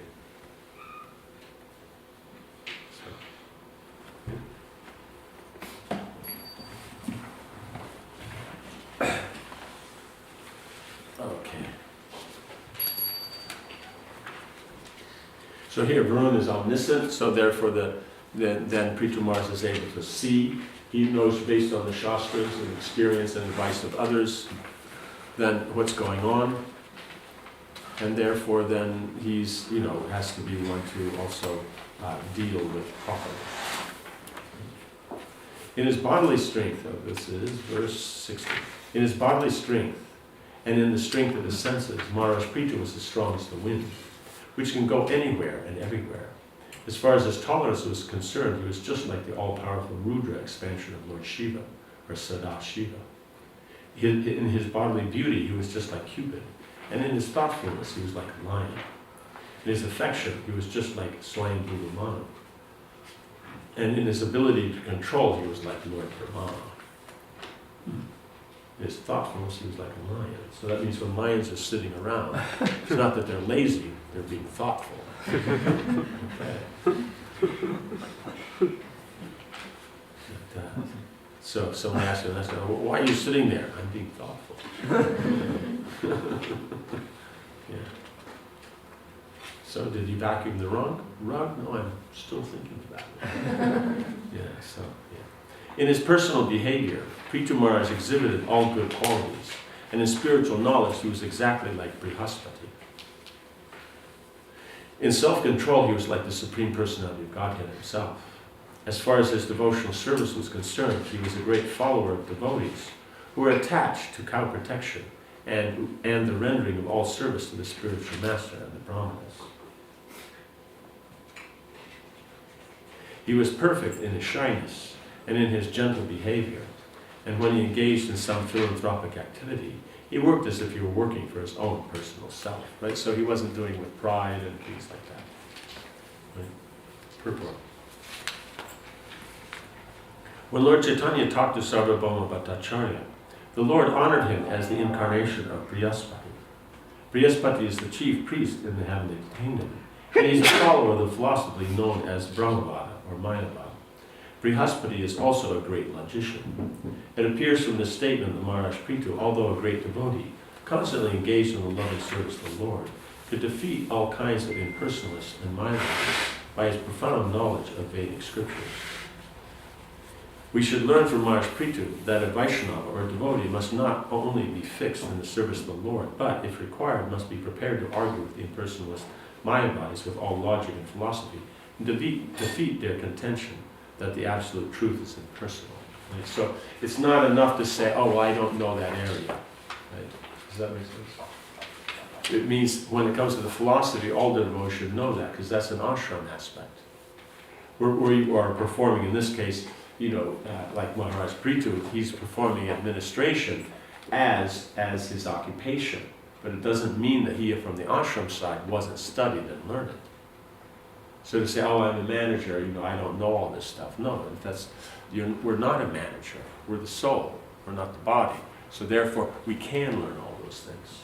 And then in the application of our service, then we try to apply. Does that make sense? So in other words, we have to be able to lead in devotional service, and then we're organizing that for that purpose. Right? We're involved in the preaching, or involved in organizing so that preaching goes on, but if we need, we can do, because that's a higher thing. Does that make sense? There's no problem in doing something higher, not to. Does that make sense? Yeah, so here's Lord Chaitanya when he talked to Sarvabhauma Bhattacharya. He was very respectful. He's the Supreme Lord, but he's still respecting him as Brihaspati. So that's the whole point, is that a position that's respectable is always respectable. But it's not that there's not a position that's more respectable. Right? So Lord Chaitanya is respecting Sarvabhauma Bhattacharya as Brihaspati. You have to admit he is a respectable position. Right? But at the same time, Sarvabhauma Bhattacharya, even though he's Brihaspati, he is respecting Lord Chaitanya as the Supreme Lord. Does that make sense? So that means when we're managing doing these things, then we are respecting others for whatever is their particular ability in that area. And we deal with them on that respectful platform. But they may be respecting the manager because he may be in a higher position than him. Does that make sense? That's always the way it works. You have to respect someone for what they're actually, their particular, outstanding feature is. Not that, oh, my position is superior, therefore I don't have to acknowledge that. Because then what we're doing technically is we're not acknowledging Krishna's position, how he's entered that thing. But he is that knowledge, he is that potency, whatever it is. So he's also our potency, but that means he's also that other person's potency. So we're not proud because we understand it's Krishna's potency, and the other person representing that potency of Krishna, we're respectful towards that. Therefore we can respect all others and not expect respect for ourselves. That's how it works, because we see everything in relation to Krishna.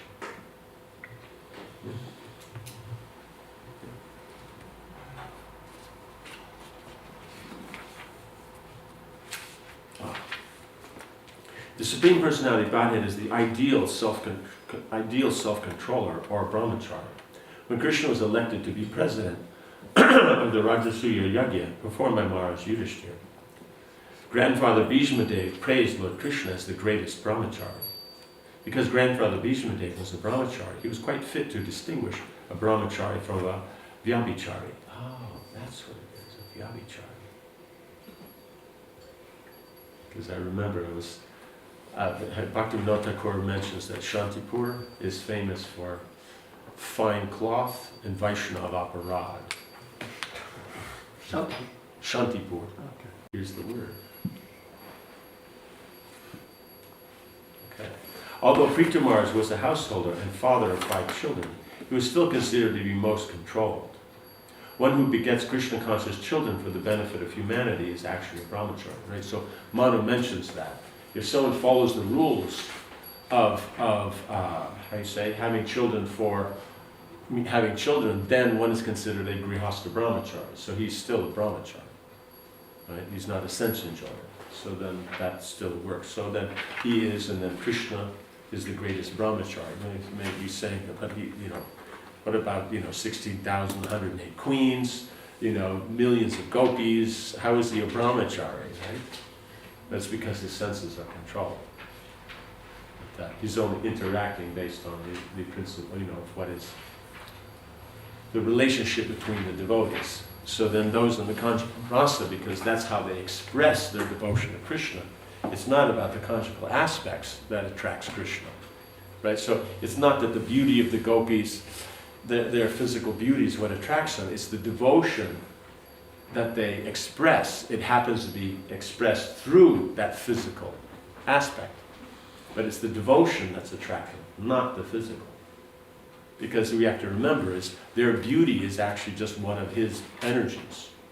So it's already him. You know what I'm saying? So it's not that he's attracted by that, because it's already him. Does that make sense? So we're not talking about in the morning you look in the mirror and go, wow, you're quite handsome. So we're not talking about that stuff. Because in any case, even Krishna, it's still him. So even if he's attracted by himself. But the point is that's not the attractive feature. Because just as, I think it was, when Narayan Rishi, they were performing their austerity. And anybody who does really serious austerity, then Indra gets worried. So then he sends down his soldiers, right? The apsaras and all those kind of. Everybody comes down. And so then, and with them, he was a little worried. He came himself, just to make sure everything was going to go right. And then when the apsaras start dancing and doing all the things that they do, then Narayan, he just took his hand and just hit his thigh, because they're sitting and meditating. So he just hit his thigh. From his thigh came thousands of apsaras that were so much more beautiful than these apsaras, because these are the best in the universe, right? And so much more beautiful that thousands of times that they felt ashamed, and so they just stopped. They're just like So the point is that you're trying to attract me with your feminine beauty. He's the source of feminine beauty, right? And then Indra, he's so bewildered. He's just watching. Oh, wow! He's so amazed. And then having come out and then everything's been set into proper place, they all start going back into his thigh, right?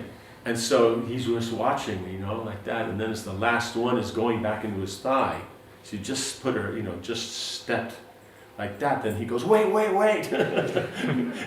Give me one. Like that. So then she didn't, enter, so she said, so that's Urvasi. Ur means thigh, so the resident of the thigh, so that's Urvasi. So that's why she's in her own category. When it says the 5 main apsaras, then sometimes they'll count her name, but they may not count her name because she's not technically not the top 5. She's beyond the top 5. So just depends how you want to make your list.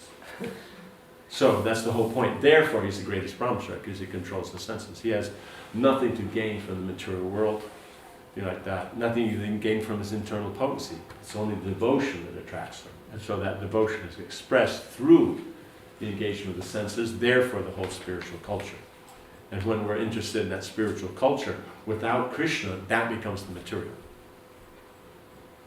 So in other words, it's the same thing. I want the spiritual facilities and results. Without Krishna, that's the material world. So that means if Krishna is transcendental and beyond, that means he's not interested in the spiritual activities and results either. He's only interested in the devotion that's expressed through those spiritual activities and results. Does that make sense? Yes? So therefore, he's the greatest brahmachari. And Bhishmadev, who no one can say he's not a good brahmachari, right? That means even the demigods were impressed. So then, if he says he's the greatest brahmachari, now there's authority. Right? Okay. Although, one who simply begets children like cats and dogs is not a proper father. The word brahmachari also refers to one who acts on the platform of Brahman, or devotional service, right? So the brahmachari means one who's functioning on the platform of Brahman. Thus, Pṛthu Mahārāja was an ideal. In impersonal Brahman conception, there is no activity, yet when one performs activities in connection with the Supreme Personality of Godhead, he is known as a brahmachari. So in other words, devotees are technically brahmacharis because they're only interested in performing activities in connection with Brahman. Does that make sense? In the Thus, Pṛthu Mahārāja was an ideal brahmachari and grihasta simultaneously. Vishvakshen Nanu Vartishu refers to those devotees who are constantly engaged in the service of the Lord. Other devotees must follow in their footsteps. So those who are always following, we follow in their footsteps. So that's why we don't make things up. This idea is, oh, but we have to follow the modern. Well, whose footsteps are they following in? Right? Other gross materials. Who's enjoying? In other words, who's successful in the material world on the level of enjoyment? That's who they're trying to follow. So is that the lineage we want to be connected to? Or those who are actually brahmacharis, that everything is connected to the Supreme Lord? So then personalities like Pṛthu Mahārāja, that we're trying to follow their example. Because that example will take us back to Godhead. All these other examples will take us to hell. Right? And there's a good chance we won't end up using the bucket. They already have the bucket. So, you know what I'm saying? Yeah, and that's a problem.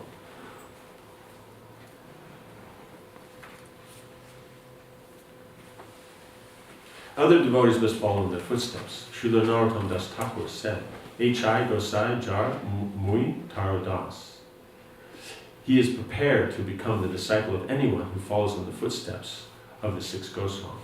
And so the 6 Goswamis are there. Who's following the 6 Goswamis? He wants to assist, to serve them. So that's our point. We're the servant, the servant, the servant. So the 6 Goswamis are there. The previous acharyas are serving the 6 Goswamis. Prabhupada is then showing us how to do that. So those who then are following what Prabhupada says, and that in serving the previous acharyas headed by Rupa Goswami, that's what we want to be connected. That's our whole point, because we want to be in the same position as brahmachari. We want that we are absorbed in Brahman. Our service, our devotion, our activities are all connected to Brahman. Therefore, that's where brahmachari comes in. Does that make sense? Yeah, that's the position. Also, like all Vaishnavas, Maharaj Pṛthu was devoted to cow protection, spiritual masters, and qualified Brahmins. Pṛthu Mahārāja was also very humble, meek, and gentle, and whenever he performed any philanthropic work or welfare activity for the general public, he would labor exactly as if he were attending to his own personal necessities, right? So here, to those who are that aspect of respect, So therefore, cow protection and spiritual master qualified Brahmins, those who are therefore functioning in that capacity or serving in that capacity, then he would want to be also included in that service. So either serving them directly, serving those who are serving them. Right? Does that make sense? So he wants to see that he's always respecting superiors. That's what makes him such a good administrator. He has that appreciation of what's important. Then when he's dealing with those who is the general public, he deals as if it's only for his own, as if it's his own personal necessities. Otherwise, you see, it's not an uncommon concept that the person is really rich and that he's doing welfare work, but he carries that attitude is that he's special and the other people are getting the benefits. So he doesn't deal nicely, right? But the point is here is when he's doing these things, he deals as if he's doing this for himself. So that enthusiasm, he takes care of things for everybody. Right? That's the whole point. So whatever's done is done in that attitude. That's very important. In other words, his philanthropic activities were not for the sake of show, but were performed out of personal feeling and commitment. Right? It wasn't about getting the big, 2-meter, long check that you sign and everything's in front of cameras and all that, and shaking hands and all that kind of jazz. That wasn't what it was for. It was for the point of that it's being done to please the Lord. All philanthropic activities should be thus performed. So that's how it's all being done. So we do everything very nicely. Right? Even we go out and distribute prasad, we should distribute it properly. Dealing nicely, not that, okay, these are people have no facilities and so we're better. No, it has to be that we're dealing nicely and giving nicely. Does that make sense? It's said in Manu, even let's say you had extra food left over, extra prasad, and you're putting it out for the animals, you can't throw it on the ground. Because the point is they're also living entities. You have to deal properly. Just because they're an animal and that you throw it on the ground, they're not going to get upset. But the point is they're Krishna's living entities. Krishna in the heart sees how you deal, so you have to go and put it properly. Does that make sense? You can't just go out and toss it like that. You have to put it down properly. Does that make sense? So they may be eating off the ground, but the point is you have to put it nicely on the ground. You can't just toss it on the ground. So even for animals, you have to deal properly. Let alone for humans, let alone for the Vaishnavas, let alone for the senior Vaishnavas.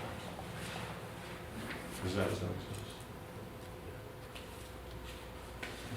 Okay, and then the last verse says, throughout the whole universe, in the higher, lower, and middle planetary systems, Pṛthu Mahārāja's reputation was loudly declared, and all ladies and saintly persons heard his glories, which were as sweet as the glories of Lord Ramachandra. Purport. In this verse, the words Srinam and Rama are significant. It is the practice amongst ladies to hear and enjoy the praises of certain heroes. From this verse, it appears that Pṛthu Mahārāja's reputation was so great that ladies all over the universe could hear of it with great pleasure. At the same time, his glories were heard all over the universe by devotees, and they were as pleasing as Lord Ramachandra's glories. Yeah. So this point of the glory, so that great personalities are appreciating, and that the women are appreciating, then you know that something's going properly. Because therefore, those who are working in the field and they know it, right, it says the saintly persons, they know the standards, so then they deal in that particular way, then it's appreciated, right, because they can see what's actually proper. And then the women have a tendency that if something's done that's very nice and out of, above the standard, out of the ordinary, then they want to talk about it, right? But that's the whole point. In a sense, they're going to talk about things, then it should be something good, right? If it's out of the ordinary and it's bad, women will still talk about it, but better is that, that there's things going on nicely, then they'll talk about the out of ordinary stuff that's there. So, in one sense, you could say, why is it that many of these standards aren't established, we see generally established? Because the women aren't impressed, so therefore they're not talking about it, therefore it does not spread. Does that make sense? So when the leaders of society, they're impressed with it, and by performance, then the women are impressed, then you'll see it will go. Because who will the women influence? Right? Everybody else. So therefore, their family members, they're going to influence. They think something's good, they're going to influence. Does that make sense? And the saintly persons and the leaders, they're going to influence. So therefore, at the grassroots level, the women will influence, and from the higher level on down, then the other qualified persons will influence. Lord Ramachandra's kingdom is still existing, and recently there was a political party in India named the Mahārāja party, which wanted to establish a kingdom resembling the kingdom of Ram. Unfortunately, modern politicians want the kingdom of Ram without Ram himself. Right? Because people want that people will deal with these qualities, all the facility will be there, everything will be nice, but they don't want Lord Ramachandra, they just want that. So we see that all these great personalities, then it means all these big influential personalities that were materialistic, then they want to take over and have these facilities. But they're not willing to be God conscious also. That's why in the earlier discussion that one is going to have these positions of, if we want to have influence on the society and all that, you have to have the spiritual also. You can't just say, oh, we'll just talk about the good qualities and this and that, because as people get materialistic, it always will go down. Only if it's spiritual does it go up. So if we want society to progress and move up, you have to have the spiritual aspect. Otherwise, just the material, even you focus on good qualities, it's still, those good qualities will have good work, that will get good facility, that good facility will get sense gratification, people will be distracted because the consciousness is moving down. Right? But if the spiritual is kept, then you can keep that always on a proper platform and progress. Does that make sense? So you can't not have, you can't, oh no, we'll arrange these nice facilities, unless what's the God consciousness connected with those nice facilities, it won't work. It can't work. One can say, no, but we can do it. But if materialists over the last 5,000 years can't do it in the West, why would we be able to do it? You understand? So, therefore, the only way to establish is through Krishna consciousness. That's all. Then those qualities can be maintained and gained. And then one can perform the proper activities that are recommended. And then one will have facility that then one can engage in the Lord's service. Does that make sense? Although they have banished the idea of God consciousness, they still expect to establish the kingdom of Ram. Such a proposal is rejected by devotees. Pṛthu Mahārāja's reputation was heard by saintly persons because he exactly represented Lord Ramachandra, the ideal king. Thus end the Bhaktividyā purports of the 4th canto, 22nd chapter of the Srimad Bhagavatam, entitled Pṛthu Mahārāja's meeting with the 4 Kumāras. So we see here is that then practically, in the dealing in all different aspects, how he dealt. But we can see is this based on his Krishna consciousness. That's why it opens with Krishna consciousness, gives the detail of the Kshatriya, application, and then ends with this Krishna consciousness. Because that's the whole point. One can only make these things work because of Krishna consciousness. Why? Because these things are coming from Krishna's nature. So if one's not connecting to Krishna, one can't actually maintain these things. Does that make sense? So people will say, it's Kali Yuga, we can't follow all these things. Then our only point is yes, we can't follow all these things because it's Kali Yuga. Means we don't have the qualifications. So it's not that Varnashram is old and archaic, that's why it can't be followed. We actually don't have the physical or psychological ability to follow it. We're just so unqualified. Manda sumanda matayo manda bhagya. We're so unfortunate. That's why we can't follow it. Not that, it's archaic, it can't be used, as if it was usable, of course we could use it, but it can't be used, so we can't. No, we are totally unqualified. So now what's the solution? Because following the modern karmic thing is not worked out for us or anybody else, because if it was working, guaranteed we wouldn't have joined Krishna consciousness. Right? But we join because it's not working. Right? We have to remember that point. Right? So now, so then what to do? It's not that in Kali Yuga you can't follow it. Right? It's that in Kali Yuga people are unqualified to follow. In other words, the rules apply just as well as they do in other ages, but people aren't qualified enough to follow the rules. That's the problem. So how do you develop qualities that by your karma you don't have? And that's only by devotional service, because by devotional service one automatically develops all the qualities of the demigods. Right? So that means the better you practice devotional service, the better the qualities that you have, therefore the better you can apply the application of the Varnashram system, and therefore get the best results, because nothing's going to get better results than the Vedic system. Does that make sense? So that's the whole idea. So it's not that it's called a yuga. We can't follow the Vedic system. It's the only way we can do is Krishna consciousness. So we can't just say, oh, we chant, we don't follow the rules. Meaning, I don't follow the devotional rules or the material rules. Then how are you going to get anything? So we can only follow by following the spiritual rules. Then we'll have the qualification. We can follow the material rules. That makes sense? So, in other words, it's the opposite of what people generally think. Right? That makes sense? It's only because we're devotees we can follow Varnashram. Because otherwise, if it wasn't for devotional service, we'd be Malechas and Yamanas. Nothing more. Possibly less, but not more. Right? Because we notice that it says there's the 12 tribes, and it describes them, and then after having described them, it says, or lower. Yeah. So we have to remember, it is possible to go down from there, but, Which are these tribes? the Hundas, Palindas, These in Bhagavad. Savarnas, that mentioned, the Bhagavatam mentions, like that, or lower. So when you start mixing these tribes, that's when you start getting lower.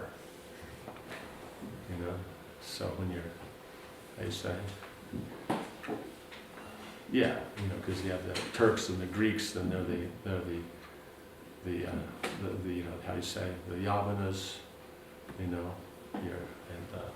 so you have all these different, the Hunas, and so as you start mixing these, then you get or lower. So you can say America is the great melting pot or lower. They go beyond all, break through the boundaries of ethnicity, and so then to go to lower and lower heights of lowness.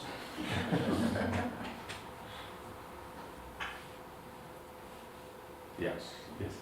Right. You spoke about this offering of respect, and also by the good breeds good. So if we continue offering respect to everybody, so then even those who are not respectful at the present will gradually become respectful. Is it? It's up to them. They're an individual. See, we shouldn't be doing something. It means it's a side point that by you being respectful, they'll become respectful. But the main point is by you becoming respectful, then you bring yourself that closer to the always Kirtaniya Siddhari, always being able to chant. So we're doing it because this is what's recommended, and that's why, and what Lord Chaitanya and the Acharyas say. So then we're trying to do it because it will please them. Now, along with it as a benefit, then that'll have influence on others, then that's practical. But we shouldn't be looking at it simply from that practical point of view. Otherwise, then how sincere will be our attempt at respect?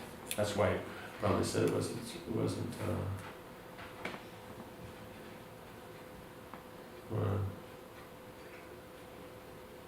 for the sake of show. Philanthropic activities were not for the sake of show. Right? So it shouldn't be that it's just for show that we're being respectful. It should actually be we are respectful. So that's the fun part, is when you're doing what you're supposed to do, you get the result of what the activity is for. But if you want that result, you can't get it. So that's the whole problem, is we want to be in control of it and we want to enjoy it. But if you're in control, the enjoyment's from the other party. And if you're enjoying, you're not in control. Does that make sense? You know, it's just like, okay, you have the parent and the small child. Who's in control? Right? The parent. Who's it about? The child. So therefore, who are you trying to please? The child. But we want to be the child and in control. Right? I think they even recently made a movie out of that. Right? So that's the whole problem, is that we want the impossible. You can't have both. That's the thing, we want both. Right? Or to put others into the position they have nothing. Right? Because the point is, they're junior, it's about them. If you're saying, okay, the kids are you have parents and you have kids, then it's about the kids. Parents are in control, but it's about the kids. Right? Or you have husband and wife, you know, husband's in control, but it's about the wife. Does that make sense? You know, or government's in control, but it's about the citizens. That's how it works. So there's always these things that I'll be in control, and it's about me. But that's already the position of a dependent. Right? So that's the problem, is that we're claiming independence, but we're acting from a position of dependency. The attitude is as someone who's dependent. You know, I have to demand that everybody respects me. You know, why don't I act in such a way that they do respect? Does that make sense? The one thing is like that actually it's bad for progress of Krishna consciousness when devotees are not respecting each other and not recognizing the authorities. So that's why one feels, oh, how can we do get anything together if there is such atmosphere? So it's maybe not exactly because of me, but maybe because of the whole thing. You can't, yes. But the point is therefore you should be doing it so because who can you influence the easiest, right? Yourself. So if you follow it, then you can talk about it. In other words, train others in it. But if you're following it, then you can do it nicely. You can't train somebody in something that you're not doing. Doing means that you're attempting to do it. Just like the neophyte devotees trying to be Krishna conscious. It's not that they are the greatest devotee, but it has the effect. They can preach and make others into devotees. You understand? But that's because they're trying for it. So in other words, an area that you're preaching, it has to be an area that you're trying to understand, that you're trying to practice. Even if you're not perfect at it. And that as you become better at it, then the results become better. Does that make sense? So it's going to be you following it and you teaching it. So you following it becomes others' example. Not that you're doing it and setting the example. No one likes that example. You know what I'm saying? No one likes the example where the person setting the example knows that they're setting the example. It's just no one likes it. So it has to be you're following it. That's what sets the example. Because when you're trying to set the example, everyone knows you're trying to set the example. So no one actually looks at the example. They only notice that you're trying to set the example. But if you're actually following it, then they see the example.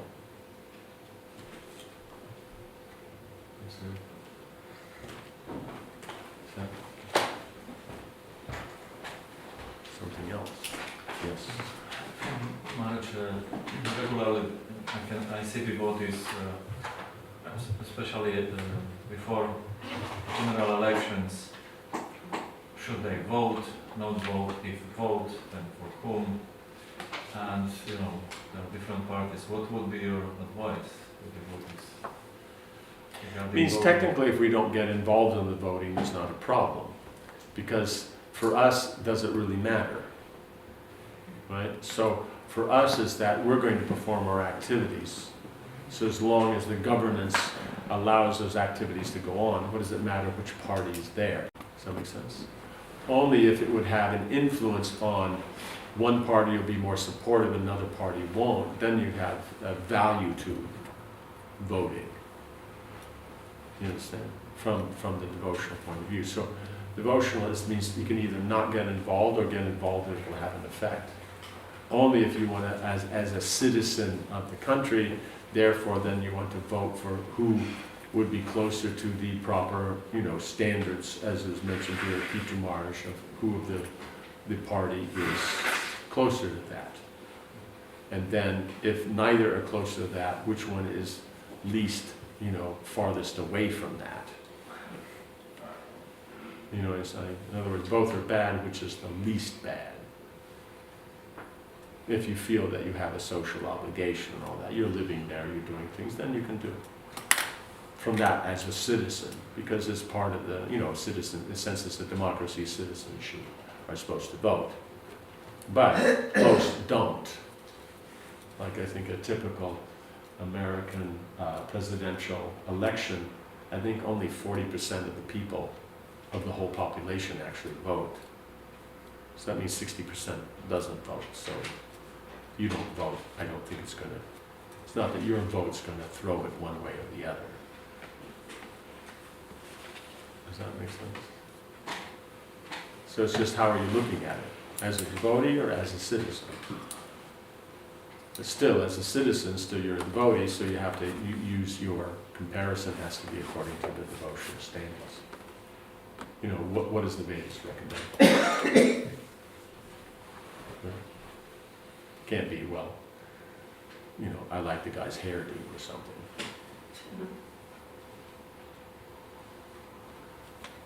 Because that definitely wouldn't have worked on the last one.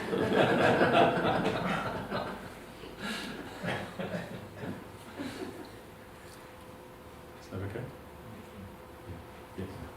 Mahārāja, in the purport of verse 56, taxes were mentioned, and I would like to ask, what is the Vedic principle of taxation in terms of, there is discussion in the society, for instance in our country, now taxes, everyone is taxed equally, a certain percentage of one's income.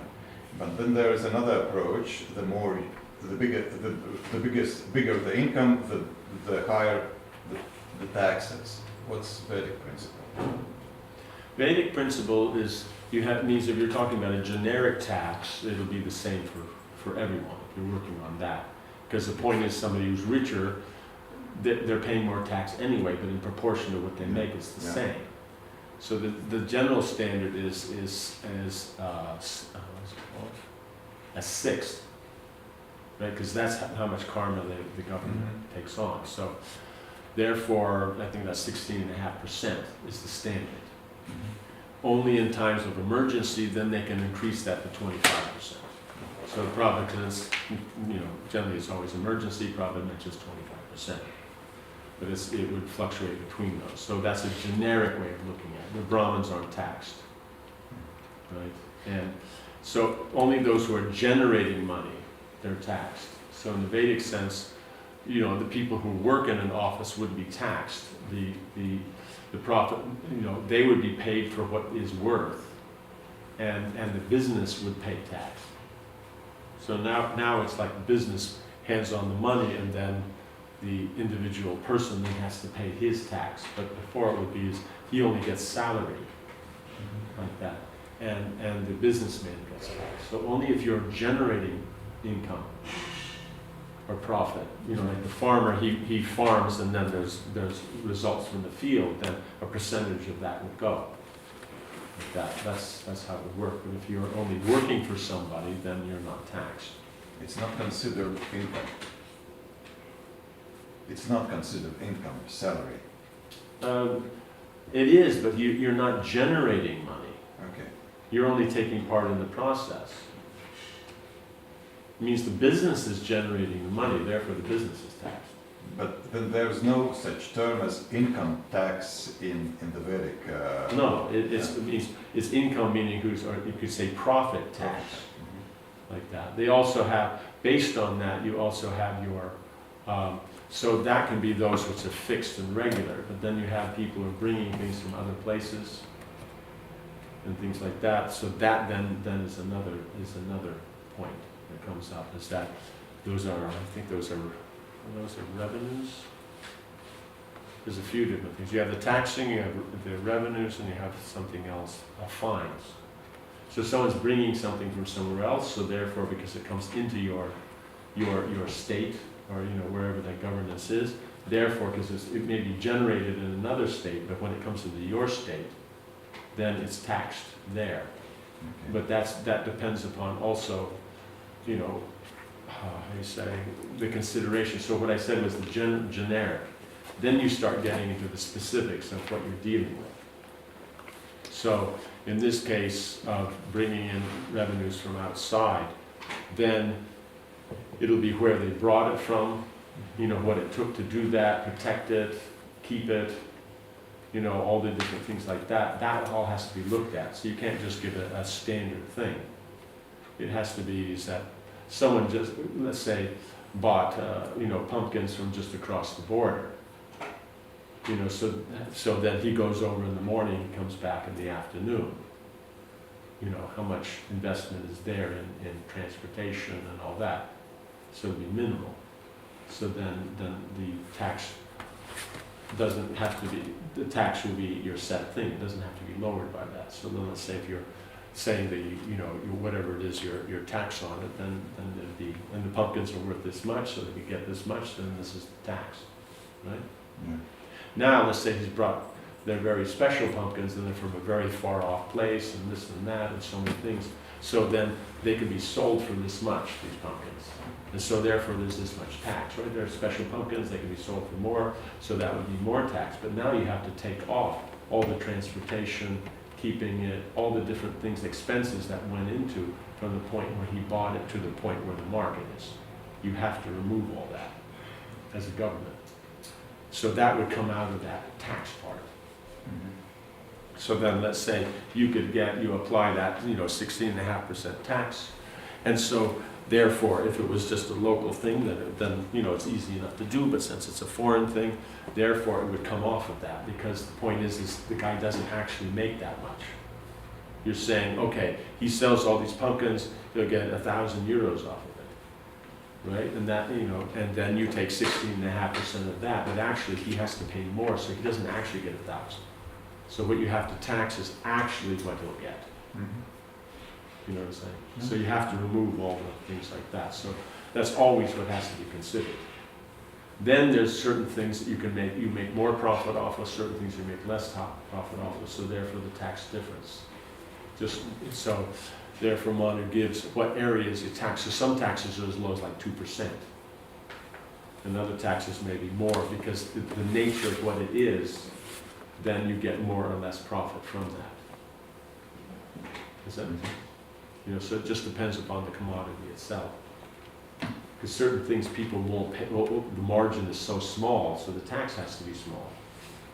And certain things the margin is bigger, so the tax is bigger. So the government actually has to be very up to date on what exactly is the market value of everything. Then they can tax. Did I miss something? But if the majority just live on their income, labor, so they not participate in they are not taxed. Why should they be taxed? They don't make the profit.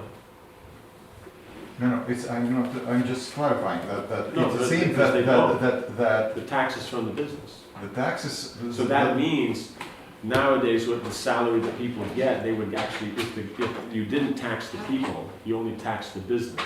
Yeah, The people would get less salary of course. because they don't have to pay that tax. Yeah. You know what I'm saying? But it would be cheaper to manage all the. It would be so much cheaper because instead of taxing millions and millions of people and following up, you only have to tax hundreds of thousands. Plus, it's so much easier to, go into the business place and just, deal with them while you can't go door to door to everybody. The business, they're there, Monday to Friday, 9 to 5. You can walk in and deal with people.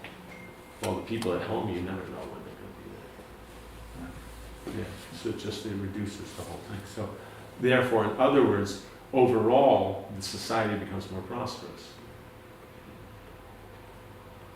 Then what was the reason to shift to this system? What exists now that everyone is taxed? There's just this idea that somehow or another we'll get more. Okay. Because maybe it is that the common person is less expert at avoiding taxes.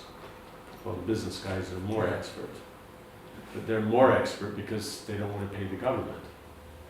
But if the government's protecting the people and creating that atmosphere, then the Vaishyas don't mind paying it because it's not going to be more than it should be.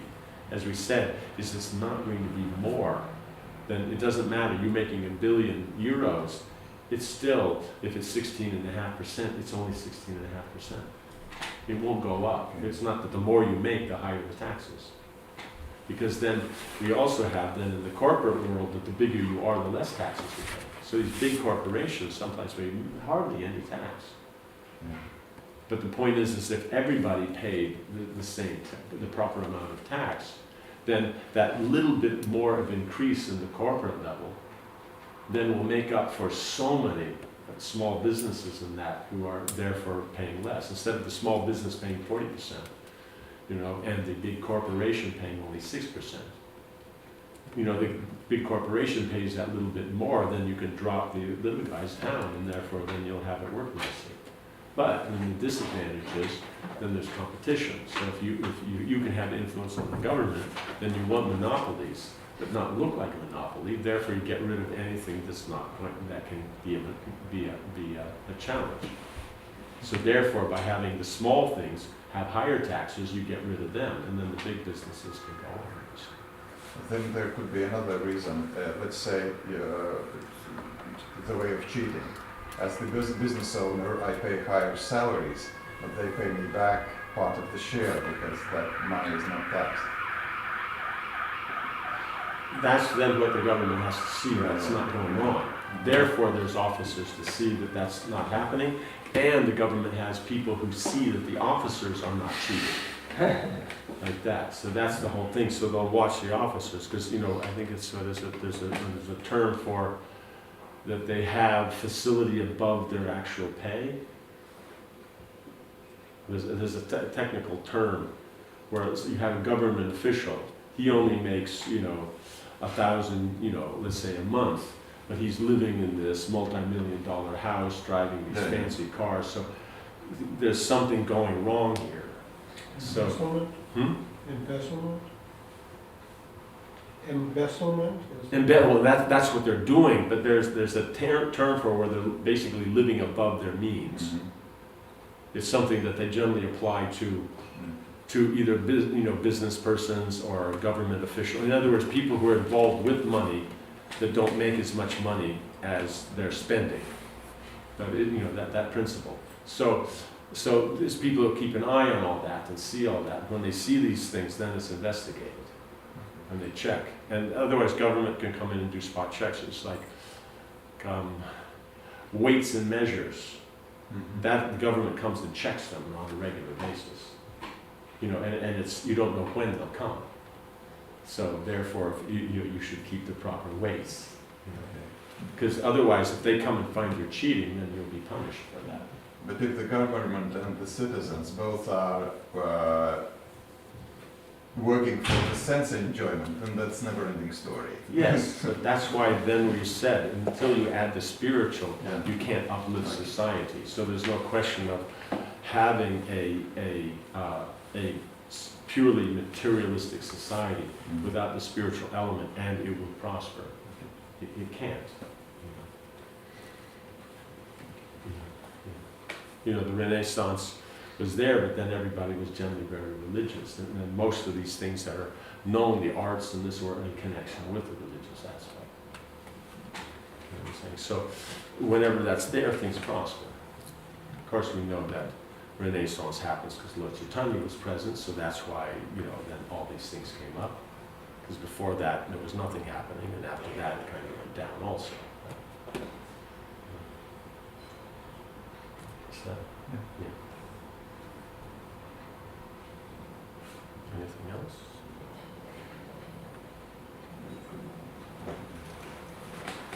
Maharaj, is all this taxation, everything is in Manu Samhita? Yes. Okay, so can one study this, or is there some kind of regulations for that should not study under the... No, it means, but study is something that, are you going to use it? If you're going to use it, then why not? The point is it's there. So there's a section when it's dealing with the kings, then there's a whole section on explaining how taxation works. Also interest rates, they talk about interest rates. Like most of the things, it's a straight rate. You can't have all this compounding, multiple, all these different things, all the names are given. You can't use those.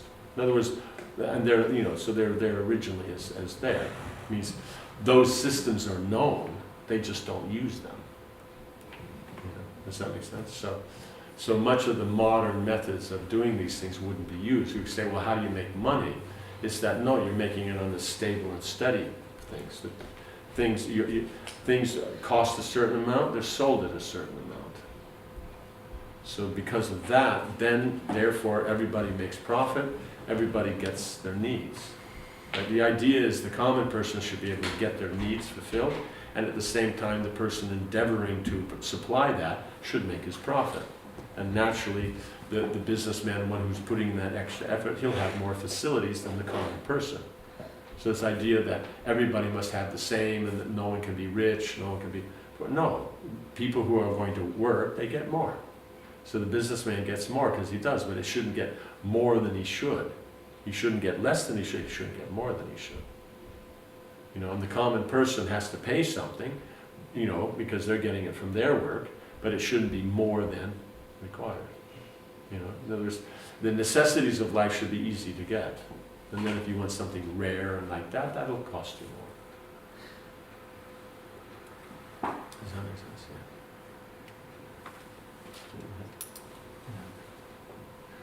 Yeah. I just wanted to ask about, just to clarify, is it that Machiavellian approach, is it just small part of Artha Shastra? It's that Niti Shastra. Niti Shastra. So Niti is a small part of Artha, Okay. which is a part of Dharma. So in other words, Dharma is the bigger picture. So in other words, you could say is,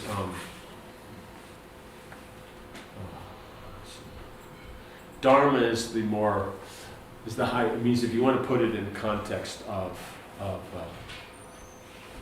the management, then you would say Dharma is the strategy, Artha is the operational, Niti is the tactical. Does that make sense? So it's the smaller present. Dealing with something right now, practically dealing with that, that's Niti. You know, the bigger picture of that, then that will be Artha. And then why you're doing that, what are the rules behind that? You know, what is your duty and what's not your duty? That will be the Dharma.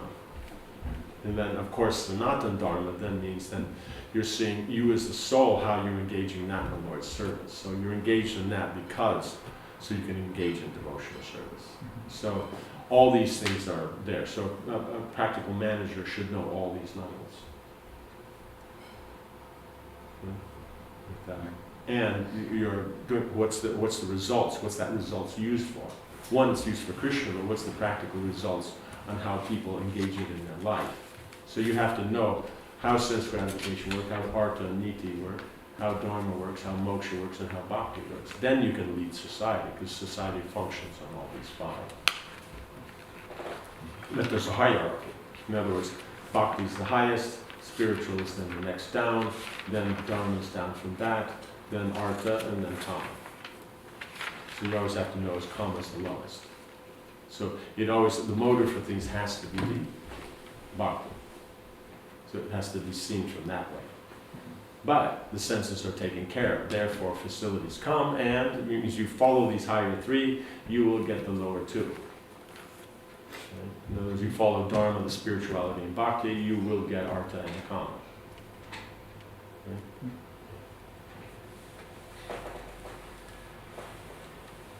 Something else? Yes. How do demigods communicate with each other? How do they communicate? Yeah. Generally, They have own planets, like they all. they go and visit each other. Yeah, okay, that's what They talk. They And there was this telepathy. no, telepathy. That was the '50s thing. It's out now, you know, like that. And the only guys that it seem to be it works like that nicely are those funny brains sitting in some kind of liquid in some kind of funny box on the planet of doom. So it doesn't seem to be a universal principle. So demigods, they just talk to each other. That's why these conversations that are in Bhagavatam, the Vedic literature, those are conversations between demigods. And demons, do they use telepathy? No, they talk also. Okay. Yeah. But they have the ability to do so if they want to. Which? The demons. Or Telepathy, no one uses telepathy. It's just, it's something made up by people who made up, Twilight Zone, something like that. It was popular in the 50s. But then they figured out that everything, all the inorganic development that human beings make that was supposed to be the perfection of society just basically kills people. So then they went back to the natural and organic. So it was just a thought that would be great, but it didn't work out. So there is no telepathy. We have a Facebook, we're superior, we have Facebook. And then Facebook. they have to go visit each other to talk. We have Facebook, we don't have to go anywhere. Right? But do you not have to go in front of your computer? I sit there all the time, Mahārāja. I'm moved. Okay, so as long as you have this nice table set up in the toilet with a refrigerator next to it, then then you're okay. Okay, just make sure you don't move the screen, that anybody can actually see you in the toilet. Keep it up. In the suit, Yeah. keep it professional. Yeah, keep it professional. Yeah, and know when to hit the mute button.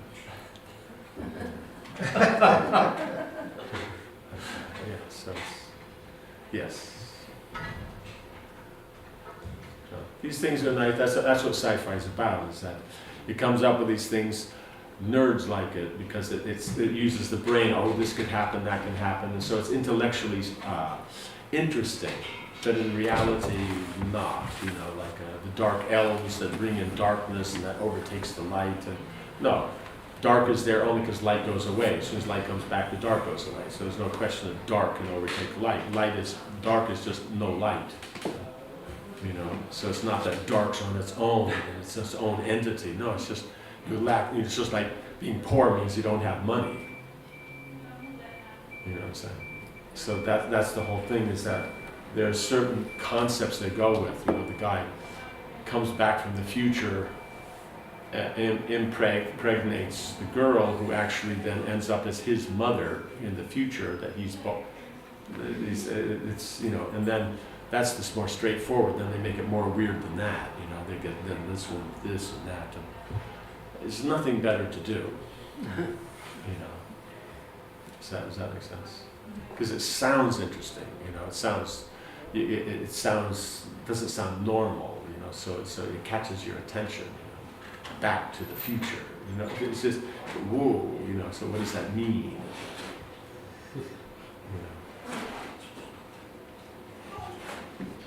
Yes.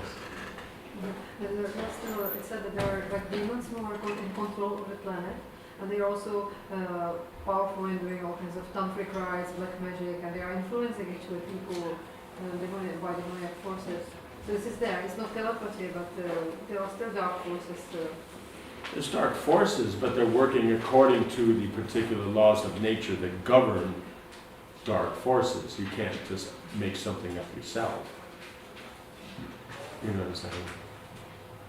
You can't be sitting there doing a black magic ritual where you're, sacrificing your banana pancake or something. There's rules. You know what I'm saying? And you follow those and it has influence. But it's not that there's these ones bigger than what you're seeing and influencing the whole thing. Well, where's the karma to do all that? Right? You know, it says that the demons take birth and all that to do. It's even in animal society. You know, they'll take birth, and let's say amongst elephants, and they'll be the biggest elephants, so they're in charge of the herd. They just want to be in control. So even if they're an elephant and they got their herd, but then there's another demon with their herd, and then they fight. So it's not that there's these few guys that are sitting there cooperating and controlling the whole planet and all that. And, you know, in the background you hear the music, you know, like that, and then they're sitting there like that, and, you know, like that. It's not happening. Like that. They're controlled by the modes of nature, so they can only do what the modes of nature allow. You know, this idea, the conspiracy that's here and this, and, you know, it's not like that. It's just as you can overeat, oversleep, you know, overindulge in sex, you can overindulge in fear. So conspiracy theories are overindulgence in fear. So you know it's so real that people think eating so much food or having so much sex is real also. You know what I'm saying? But that's all it is, overindulgence in fear, right? There should be a natural amount of fear, not that much. You know, everything. You know, my watch is watching me.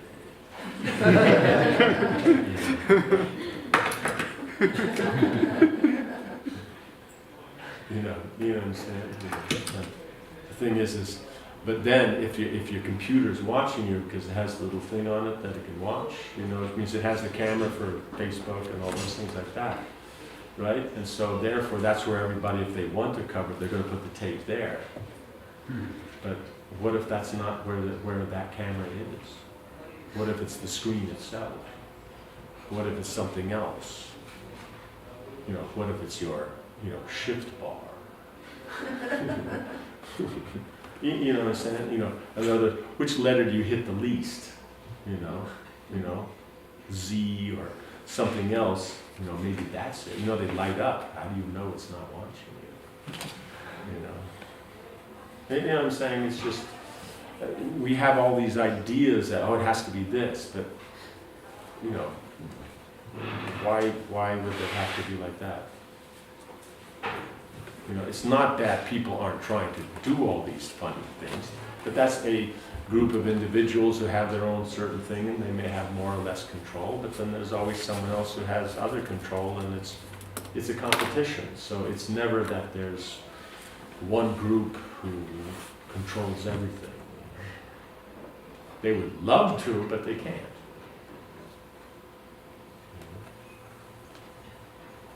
Does that make sense? So the Illuminati still have no control over those demons who took birth as elephants in Africa and are running their own herd. So they're not going to control everything.